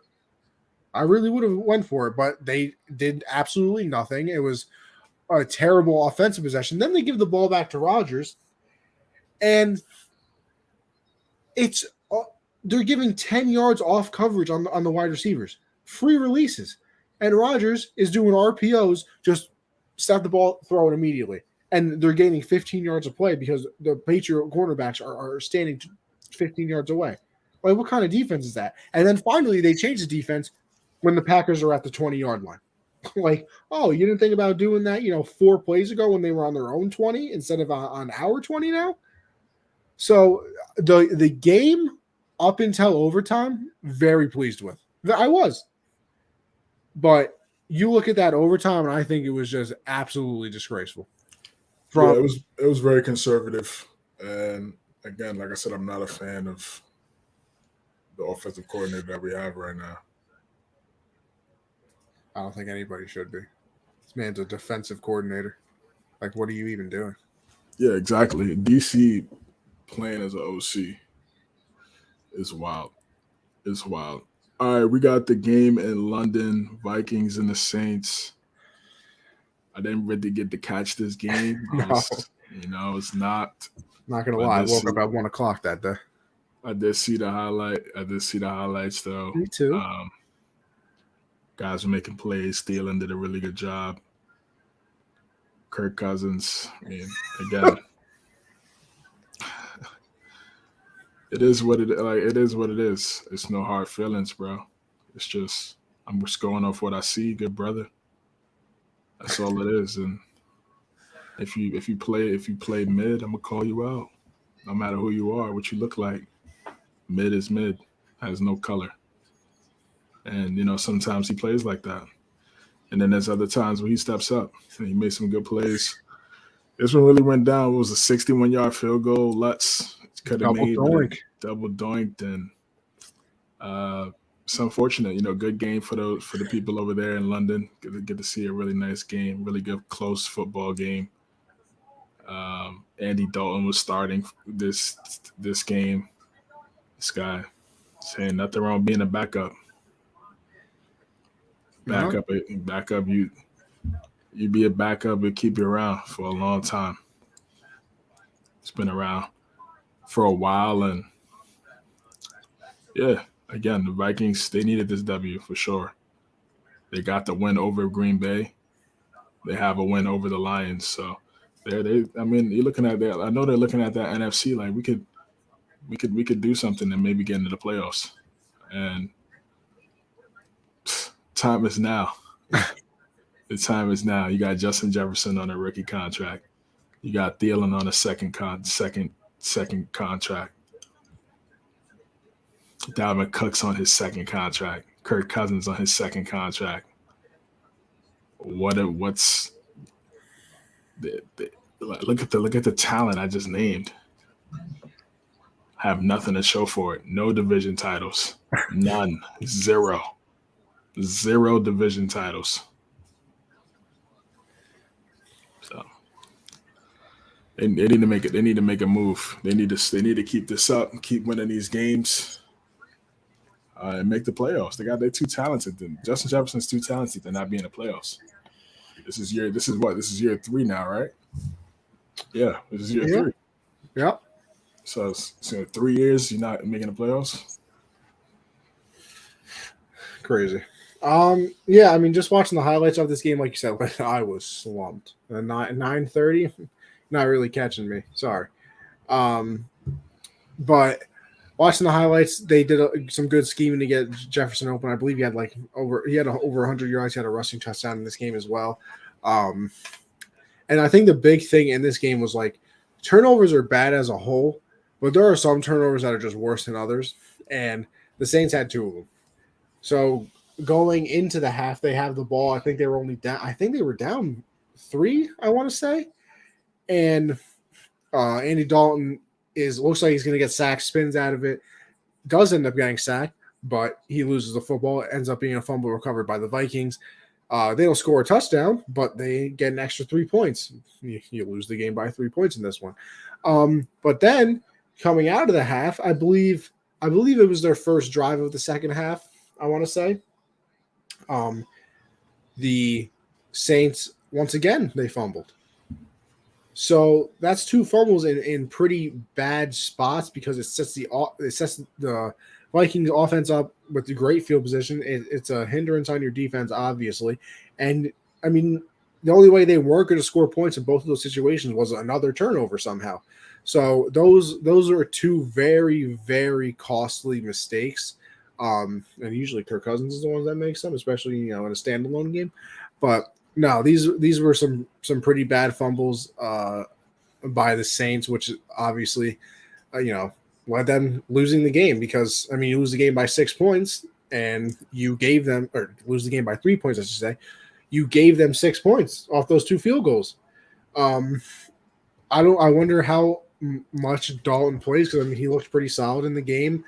And Jameis is playing with, 3 or 4 fractures in his back, which obviously is, I mean, I don't understand how that's not extremely dangerous, but once again, not a doctor. So, the Vikings got to keep stacking these W's, like you said, CJ. You kind of just take this one, move on. Ugly London game. London games are usually pretty good. They're usually pretty good, actually, which is kind of weird because next week the Giants play the Packers in London, and it's the first time that both teams are going to be over 500 going to a London game. So we usually get some pretty good games over there, over the pond, even though the teams we send over there usually suck. But good win for the Vikings. Keep doing what you're doing. Word. All right, we got the Seahawks and the Lions. And Geno Smith's playing some really good football right now. Crazy. Rashad Penny went crazy in this game with the rushing yards, had multiple touchdowns. Lions defense just not very good. Not very good, man. Worse in the league. Yeah, what's your thoughts on this game, man? I think it was a good win by the Seahawks. Geno Smith. Yeah, I mean, it was a revitalization. Who would have thought? Seahawks and Lions. It was the most entertaining game of the week. It's NFL, man. Greatest soap opera, as you say. Greatest soap opera. But listen, Jared Goff is looking pretty solid. They didn't have St. Brown in this game. They didn't have DeAndre Swift in this game. Still putting up 45 points. Like, their offense is a thing. Like, I think they're leading the league in points scored. They averaged 32 points a game this season. 32. Problem is they're giving up 35. So they're 1-3. And that's why I find that conversation we had earlier on in the show when Christian was commenting earlier. I think if you get a top 5 pick, you don't take a quarterback. Like, listen, is Jared Goff an elite? What? I don't think you do. Come on, bro. Listen, is there never going to be another quarterback down the road? Like, all right, how many years? So how many years is that? Well, let's live in a fantasy world right now. I mean, then again, it is the Lions, so this might not be a fantasy world. What am I talking about? They only win one game this year. They're the first pick. You take a quarterback, you take Will Anderson. Taking a quarterback, bro. They're giving up 35 points a game. What's a quarterback going to do for them? Win the division. With the team that's giving up 35 a game? Bro, so you think Will Anderson is like what, the next LT or? Well, you have to fix the defense. At least your offense can score and move the ball and play very good. Bro, Bryce Young is available. Or CJ Stroud. Come on. Listen, I don't know, because you have a great quarterback. What did Stafford do for him? Completely different situations. I mean, they had Calvin Johnson. They went to the playoffs one time. Completely different situation, and they had defenders too. They had Glover Quinn. They had Ndamukong Suh. Like, they had some good players back in those Lion days too. It wasn't like they were just completely terrible. But they need a quarterback. We need a quarterback, man. They need a quarterback. If CJ Stroud and Bryce Young are there, you got to take a QB. You got to take a QB. Lions have an elite offensive, have an O-line and an elite defensive back. Like, no, I get it. I just don't think I would take a quarterback. Like, you need to fix, and I don't know how much, and like, listen, that's where cap space and everything comes into play too, because actually I still have over the cap pulled up. I forgot. 2023. Lions have $24 million in cap space. So maybe they can go out and use some of that money on some defense, but you could have you could have Mahomes on the Lions right now, and you're not winning games. Like, they're giving up 30. It's tough to say. You're saying Mahomes on the Lions right now, they still be 1-3? No. They're giving up 35 a game. So you're saying the Mahomes on the Lions right now, they're 1-3? I don't think it's maybe they're 2-2. I don't think so. What do you think? They're 3-1, 4-0? Of course. With the defense, you said they're averaging 32 points with Jared Goff. But their defense is giving up 35.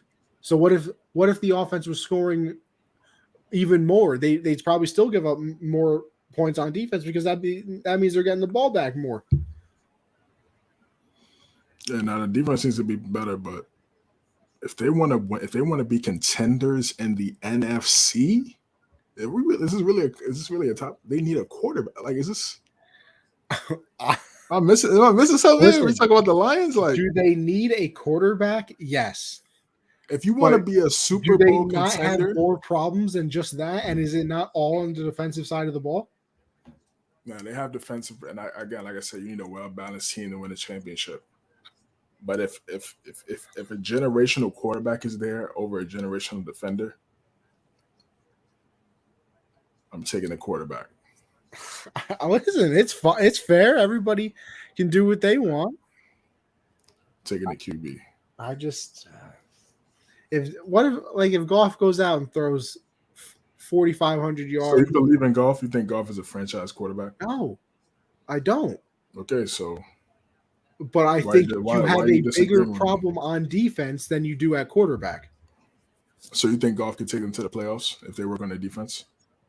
If their defense was giving up if they had a middle of the pack defense, they were giving up 24 points a game right now, they'd be 4-0. Listen, they got to work on their defense. It's a fact. I'm not disagreeing with you at all. You got to play both sides of the football to be elite. But yeah, I still think, priority-wise, I would still go QB. It's fair enough. Yeah. Yeah, no, I think it's listen, let's pat ourselves on the back. I think it's great points by both of us. But yeah, listen, entertaining game. Geno Smith is playing very well. I mean, this man has better numbers and I think he has a better QBR than Russ and everything like that. Unbelievable. So Jared Goff? They just spent number 2 on Aiden. Don't you think do you think Anderson would be overkill at that position? Overkill at having 2 great pass rushers? Since when is that a thing? Nah, that's perfect. That's perfect for especially for today's passing league. What do you like? The Raiders have Max Crosby. Then why'd they go trade for Chandler Jones? But I mean, why'd they go trade for Mac? Like, what do you overkill? That's not even a thing at the defensive end position. Nah, yeah, it's not overkill. It's just, but again, if a quarterback is there, also going QB, because if you're trying to win the Super Bowl, you need that guy. And Goff got you there, but they couldn't even score a touchdown. Yeah. You're right. You are right. All right, we got the Browns. CJ needs that water break. Browns and the Falcons, and then the Cardinals and the Panthers. Yeah, I mean, again, lackluster type games for the Browns and the Falcons. The Browns, I just don't understand how they're losing these games. I mean, no idea. These should be 4-0. Yeah, honestly. But again, when you don't have a quarterback, it changes a lot. And if I'm Deshaun, man, that boy better give 200,000% to that franchise on everything I love, bro. He better be thankful, bro. He better be thankful that he got God-given ability to be able to get that contract after everything that transpired, bro. Yeah. So they taking these L's right now, but they know down the road they got a guy. So it's okay. It hurts. So, but when that guy comes back, they're expecting greatness every single Sunday. Anything short, every snap. You got a guaranteed contract, my guy. He better ball out, man. He better ball out. I think he will. But right now, it stinks for the Browns. They should win these games. They should be winning these games. But the Falcons are winning the games. They were in a close game against the Rams. They lost. I don't know. I think maybe they're – again, these are solid W's. These are W's where it's like, they don't have Deshaun, but Nick Chubb, they're gonna beat them. Cordell Patterson's out. He's hurt. Prayers up to him. Hopefully he gets healthy. But But yeah, Falcons 2-2, second in the division in the NFC South. Who would have Who would have thought? thought? Exactly. Who would have thought? And then Cardinals and the Panthers. Baker's not good. No, I might have been wrong on this one too. Yeah, Baker's not a good quarterback. And Every pass gets deflected from this man. Every pass. we just have to accept that he's just not good. He's just not good. He's not that guy. This is why the Browns got rid of him and got Deshaun Watson, because they knew he wasn't that good. You don't make that move knowing all the backlash that you were going to get if you didn't think the guy you were getting was better than the guy that you're letting go. And not only better, I wouldn't even say better, like significantly. Like otherworldly better. Right. So, I mean, listen, it's a great story. You know, he got picked up by the Panthers, revenge tour, but he's just not talented enough to take a team that doesn't have a great roster and put them over the hump. He's just not talented enough to do that. And this is why they're going to lose and have these type of games. The Cardinals, this is an easy win for the Cardinals. I'm not that impressed. I want to see how they go up against some of these top upper echelon teams. That's what we care about when it comes to them because of their quarterback and everything they have. So, yeah, those are my thoughts about those two games. Honestly, you hit the nail on the head. I don't have much to say in that. I just wanted to point this out, though. I saw this on Twitter, and I hope it is true. I really do. Matt Rule is 10-25 overall. He's 1-25 in games that the Panthers allow over 17 points. That is incredibly bad. Like, I don't even understand how that's possible. Like, I know Baker's been terrible, and it's true. That coaching staff is awful as well. Like, that is one hell of a bad combination. And maybe Baker's had a lot of offensive coordinators in his career. Yeah. Has he ever had one for more than a season? Like, legitimately, I don't even know. Stefanski. Yeah, that's true. That's it. Yeah, Stefanski. He had Hugh Jackson, Freddie Kitchen. The second year of Stefanski, he was hurt. Right. Yeah. So, and it's not exactly like he went from Shanahan to McVay to, whoever, to Mike McDaniel. He went from Hugh Jackson to Freddie Kitchens to, oh, God. Maybe Baker just needs some stability. No, I'm kidding. I don't know. He's playing awful, obviously. Yeah, I mean, it's just that's a part of it. Stability, on all levels, but also talent. He just doesn't have that talent. Yeah, it's rough. Yeah, everybody can. If you're 6 foot and you're a quarterback, you're supposed to be Drew Brees, and it's like, I don't think it doesn't work that way. Yeah. It doesn't work that way. Drew Brees is one of one. Just like every backup when the backup comes in, is this a new Tom Brady? Like, all right. Yeah. Drew Brees is one of one. The reason why what makes him so special is because he was able to do those things at that size, meaning everybody couldn't do it. So just because he did it doesn't mean another 6 foot quarterback is going to do the same thing. You still have to have elite traits, and he doesn't have those things. No, I totally agree, honestly. Sunday night football game, Chiefs and the Bucks. It just got out of hand early for Tampa Bay. Obviously the fumble to start the game with the kickoff. And the Chiefs, they came out and made a statement. I was shocked. I didn't think they would put up 40 on Tampa Bay's defense.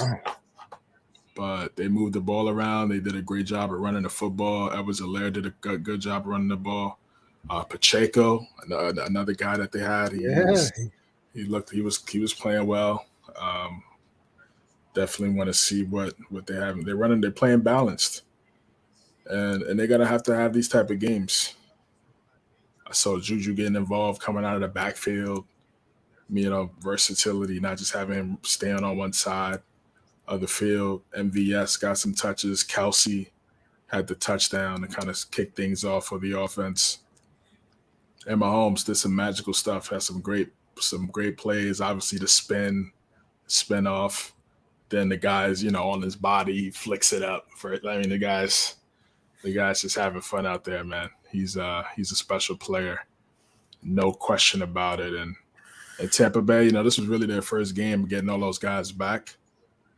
And they had some solid drives here and there, but I just think Kansas City, they just couldn't be stopped. Once they got that lead, it was 21-3. Yeah. It's just a tough hole to get out of, especially against a team like that. You got to play perfect football to try to come back and try to tie it up. And they had their moments, but Kansas City just stayed on the pedal, and they ran the football. They actually ran the football. They stayed committed to it, which is good. Andy Reid kind of drifts away from that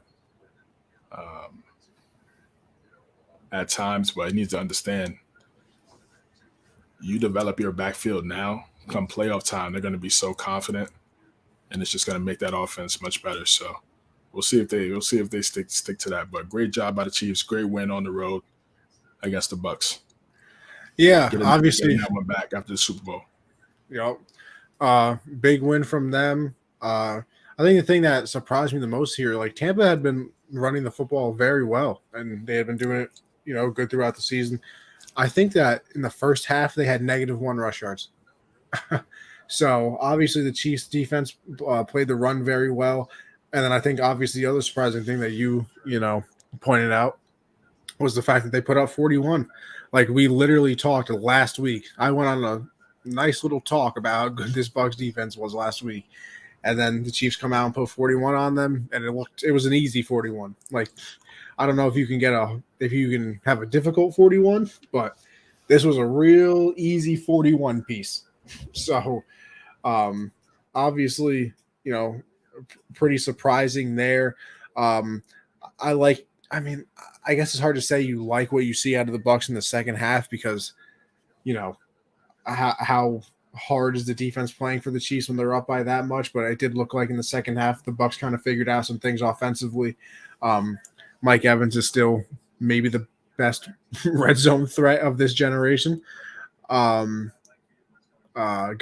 got a couple passes in there. A little scared for a second that he went down, but he came back into the game. So hopefully he's got to stay healthy because I think he's him and Gronk.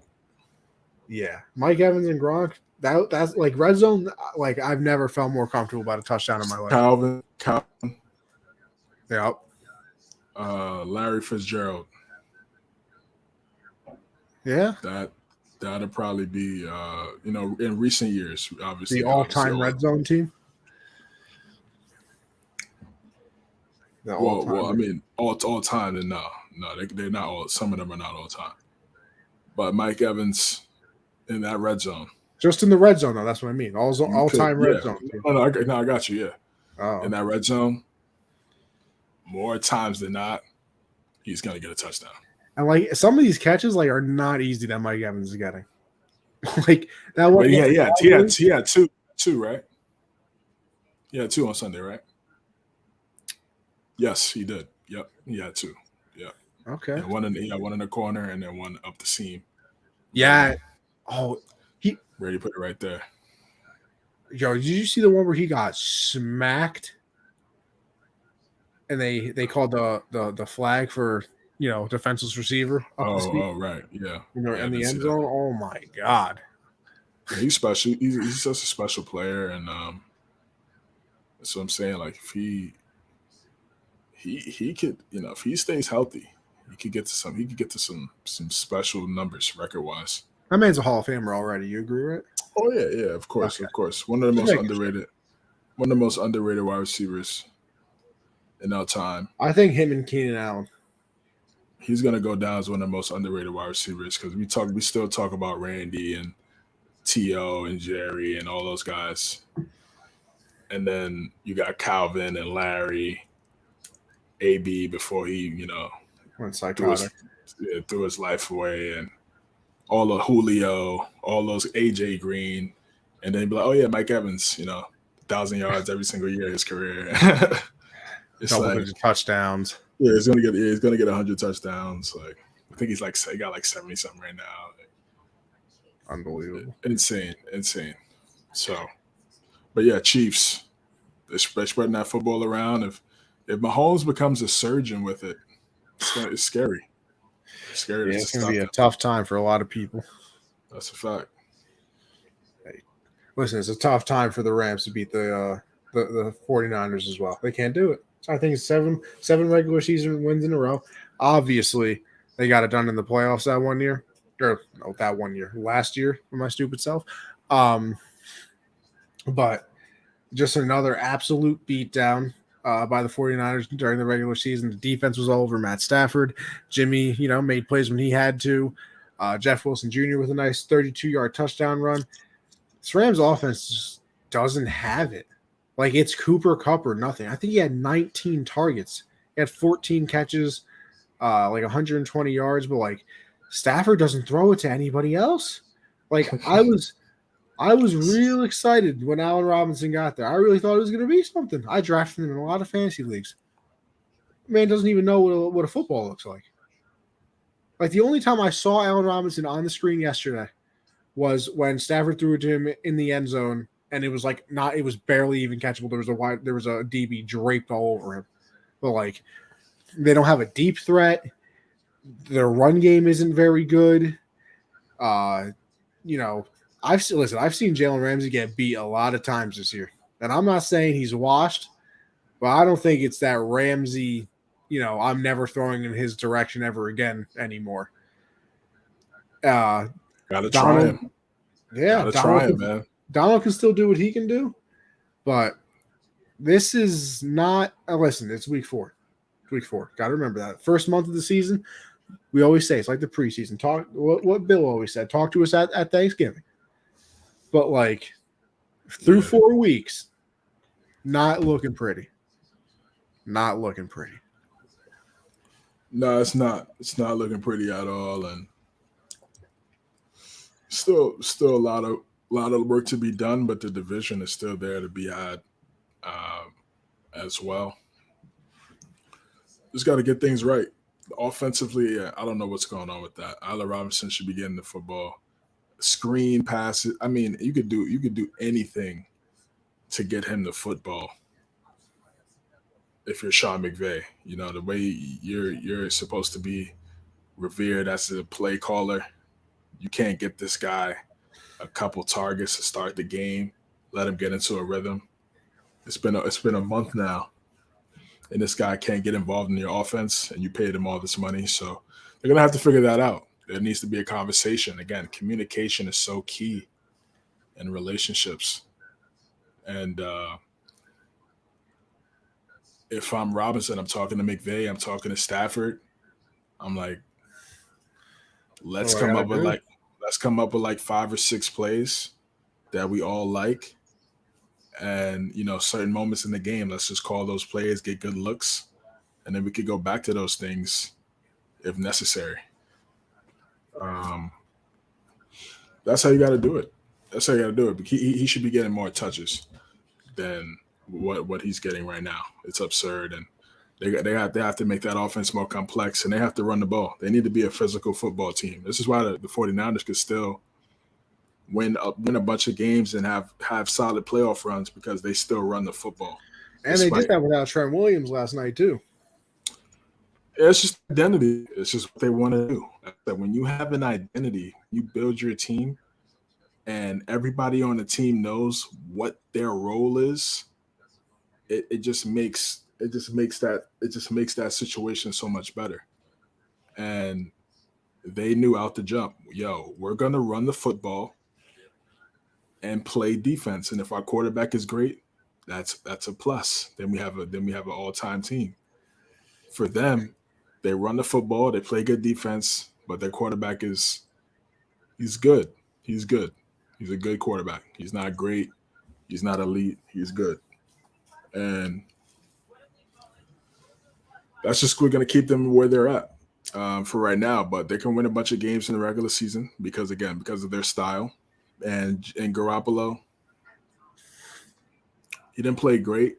I know he's kind of like a sympathetic figure now because he came in there after Trey Lance got, but I don't see why the media is kind of looking at him as some type of sympathetic figure. I mean, he got his spot ran.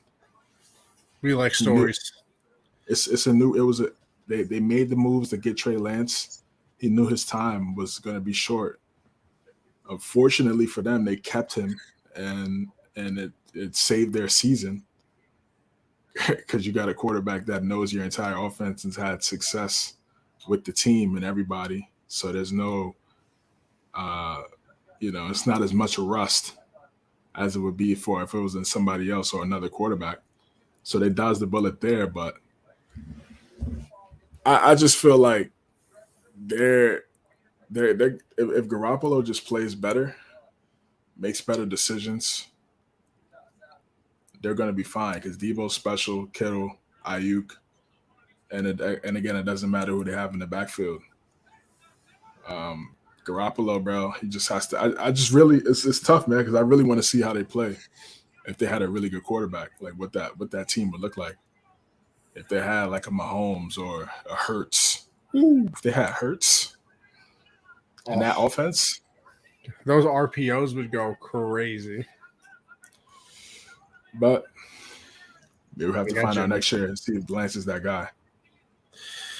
Well, all right. How about this? Those were our week 4 thoughts. Now we pick week 5 games and we move on, all right? So I got it pulled up right here. We'll go through this quick because this has been a long show. Got, some sleep to get to and all of those wonderful things. I was going to say, this guy, CJ, seems like a tired one today. Huh, CJ? Long day? No, I'm good, man. I'm good. Again, I was watching the Knicks earlier. I'm good, How'd they man. do? I feel good. Got the dub. Ooh. It's preseason, though. It's preseason. 81 and 0 or 82? What is it, 81? It's one game at a time, man. It's one game at a time. All right, let's go here. We got the Colts at the Broncos. I don't know what Jonathan Taylor's playing. The Broncos, I think Randy Gregory's out. Javonte Williams obviously got hurt. They haven't looked good. But the Colts have looked worse, and the Broncos are at home, so I'll go with them. Yeah, I'm going with Denver as well. This could be an ugly game. This just looks like the makings of a snooze fest. I hope it's not. Yeah, I hope it's not. But I could just see it now. But I'm gonna go with Denver. Giants and the Packers. This is the London game, right? Yeah, I'll be sleeping out here. Man, this is tough. London game, neutral field. Giants defense has been playing good. Giants defense has been playing well. I'm gonna go with the Green Bay Packers. Yeah, I agree. We got Pickett versus Josh Allen. Give me easy. Give me the Bills on this one. I'm going Bills by 15. Bills by 15. Okay. I think they're 12-point favorites right now. Listen, Steelers is tough. They See, we don't have an updated record of our we don't have it tally. I have it written down but not tallied up for the record. All right. I do have it written down now. I wasn't sure. I want to make sure. I want to see if we had that yet. But hey, listen, there's always next week, people. Yeah, we got this. Chargers at the Browns. I got the Chargers. Just don't believe in the Browns. Home, away. Brissett is not good. This is my upset. This is my upset. I think what did I talk about earlier, CJ? Chargers run defense is absolutely awful. And that's all the Browns really like to do. Nick Chubb might run for 250 yards this game. And I say all that, and I guarantee the Browns run for like 80 yards total because that's how the NFL works. But hey, I'll still go with the Browns. Picking a little upset there, huh? How do we? All right. Why not?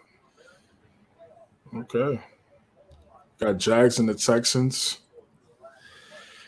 I'm going to take Jacksonville. I'm going to take Jacksonville as well. Usually, listen, I think the game's still a snooze fest, kind of. But Texans put up some points, and the Jags aren't their normal terrible selves. Might be pretty decent football game. Facts. We got an NFC North showdown. The Bears and the Vikings. I'm going to go with Minnesota. I agree. I will. Just don't trust. Yeah, just don't trust what the Bears got going on right now. This man, Justin Fields, is literally not allowed to throw the football. It's the craziest thing I've ever seen in my entire life. Lions and the Patriots. The battle of 1-3. Crazy. I'm gonna go with the Pats. But I like what the Lions have done, and the defense is that bad, then Patriots should put up some points. They put up 24 points on Green Bay's defense. So if that Lions defense is that bad, then New England should be able to score. So we'll see. You would think that we would be able to score. Yeah. So I'm still gonna pick us. Bill versus listen, Bill already got Jared Goff once. Actually twice. I think his debut was against us as well. It did not go very well. Wow, I'm looking at it right now. The Bills are 13-point favorites. Unbelievable. Yeah, give me the Pats. Seahawks at the Saints. It's in New Orleans. I'll pick the Saints just because of that. I'm gonna go Seattle. I like the way they're playing right now. Geno Smith, DK Metcalf, Rashad Penny running the football pretty well. I don't know. It's gonna be mid quarterback, even though Geno's playing good. But I still put him in that category. Whether it's Dalton or Winston, doesn't really matter. I just haven't seen enough from that offense. I'm gonna go Seahawks and a shocker. Dolphins and the Jets in New York. Still going with the Dolphins, even with a backup quarterback. I'm gonna go with the Dolphins too, man. It's gonna be a good game. I know those Jet fans are gonna be riled up. They're coming off a dub, and they feel like they can potentially win this one because they are going up against a backup quarterback. That's on the Dolphins. So that if they feel like they got their guy in Zach Wilson, he could maybe get a potential dub. So I think it's gonna be an exciting game for Jet fans. And it's at home, like I said. So I think that they're gonna be rocking. But all in all, I think Miami will still get this W. Falcons, Buccaneers. I think the Buccaneers win this, and just kind of establish the lead in that division. Totally agree. Don't. I think they're out for blood this week. Yes, sir. We got the Titans and the Commanders. I'm gonna go with the Titans. I'm gonna go with the Titans as well. Commanders are just terrible. 49ers and the Panthers. I'm going with San Francisco. It's too easy of a pick. I can't go with Carolina right now. Philadelphia and the Cardinals. I think this is a nice mini test for Philadelphia. It's probably one of the best teams they've played so far this season. Even though the Cardinals they're inconsistent, but they do have a talented quarterback. I'm gonna go Eagles though. I'm gonna go Eagles. I got the Eagles as well. I am sipping the Eagle Kool-Aid. Cowboys and the Rams. I think Cooper Rush will be starting in this game. Yeah, that is liable to change. Obviously, we don't know. This is Tuesday when we're recording this. But I think the momentum right now, the way they're running the football, the way they're playing defense, that defensive line is hellacious. They get to that QB as fast as possible. With 4, you don't even need to blitz, which is scary. I don't. SoFi is not a home field advantage type field. Absolutely, especially not against the Cowboys. So I'm gonna go with the Cowboys. Wow, I wasn't expecting this one. Go with Dallas. I'll go with the Rams. Gosh, you made me feel very not confident in that pick, even though I picked the exact same thing yesterday and felt great about it. The way I broke it down, man. This guy's too smart. This guy's just too smart for the show. Somebody sign him. Somebody sign this man. Just humble, man. Humble beast. Somebody sign the kid. I'll go Rams. I mean, McVay, make a nice adjustment here, guy. You're supposed to be this offensive genius. What are we talking about, huh? Bengals Ravens Sunday Night Football in Baltimore. Listen, the Bengals pass very well. Ravens pass defense terrible. This was my exact reasoning for picking the Bills. The Bills won, so I'll go with the Bengals here. Yeah, this is a big game for the Ravens because it's like, you know, it's a big game for both of them. Yeah, it's a big game for both. I feel like it's a bigger game for Baltimore because they had two opportunities to win games and they had big leads against two really good teams, probably two of the best teams in the AFC. And you had leads against those teams and you weren't able to get it done. So now here we are, another really good team in the AFC. Oh yeah, the team that actually won the division last year. Won the conference. If they get the lead, yeah, facts. If they get the lead in this one, they have to close this game because you can't sleep on Burrow. They got Chase, they got Higgins, they got Boyd mixing in the backfield, so they can score very quickly. So you got to keep that lead if they are able to get that lead. So I'm going to go Baltimore. I'm going to go with the Ravens. And this is the Monday night game, Raiders and the Chiefs. Yes, Monday Night Football should be an excellent game. It's at Arrowhead. Raiders and the Chiefs is a classic game. Just going back to the history of the Raiders and the Chiefs. That's going to be a great game on Monday night. I can't wait. I got the Chiefs. Yeah, I'm going to go with the Chiefs here too. Raiders are going to fall to 1-4. Their playoffs are dead. It would be great if they did win to really keep the narrative of the division alive. That everybody hyped up. We hyped it up so crazy. So and it's crazy. Best division of all time. Lesson learned. Absolutely. But listen, man, it would be good if they did get this W. It'd make that division much more exciting.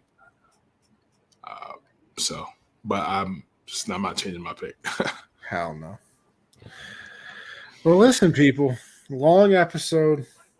As it is during the football season, what can we say? There's a lot of stuff to talk about. A lot of stuff, a lot of games.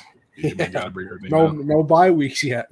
So we got to literally every team is playing. So there's a storyline for every single team. You heard our thoughts on week 4. You heard our picks for week 5. And guess what? That's the end of the show. And we'll be back next week to break down week 5 and then give the week 6 picks, just like we do every single week from one week to another.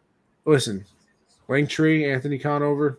You can find it if you don't know where to find the kid by now. Come on. How long me and CJ have been doing this? You should know where to find all of us. But CJ, where can they find you? Yeah, linktree.com/cjames9. Find everything that I'm working on. Again, thank you guys for tuning in. Like and subscribe. Hit that notification bell if you're watching on YouTube. If you're watching on Facebook, like and share, comment. We're ready to talk going live, chopping it up. It brings engagement to the stream and it puts more eyes to what we got going on. So again, we appreciate all the support from all areas of the platforms that we stream on. And catch you guys next week. Everybody have a good one.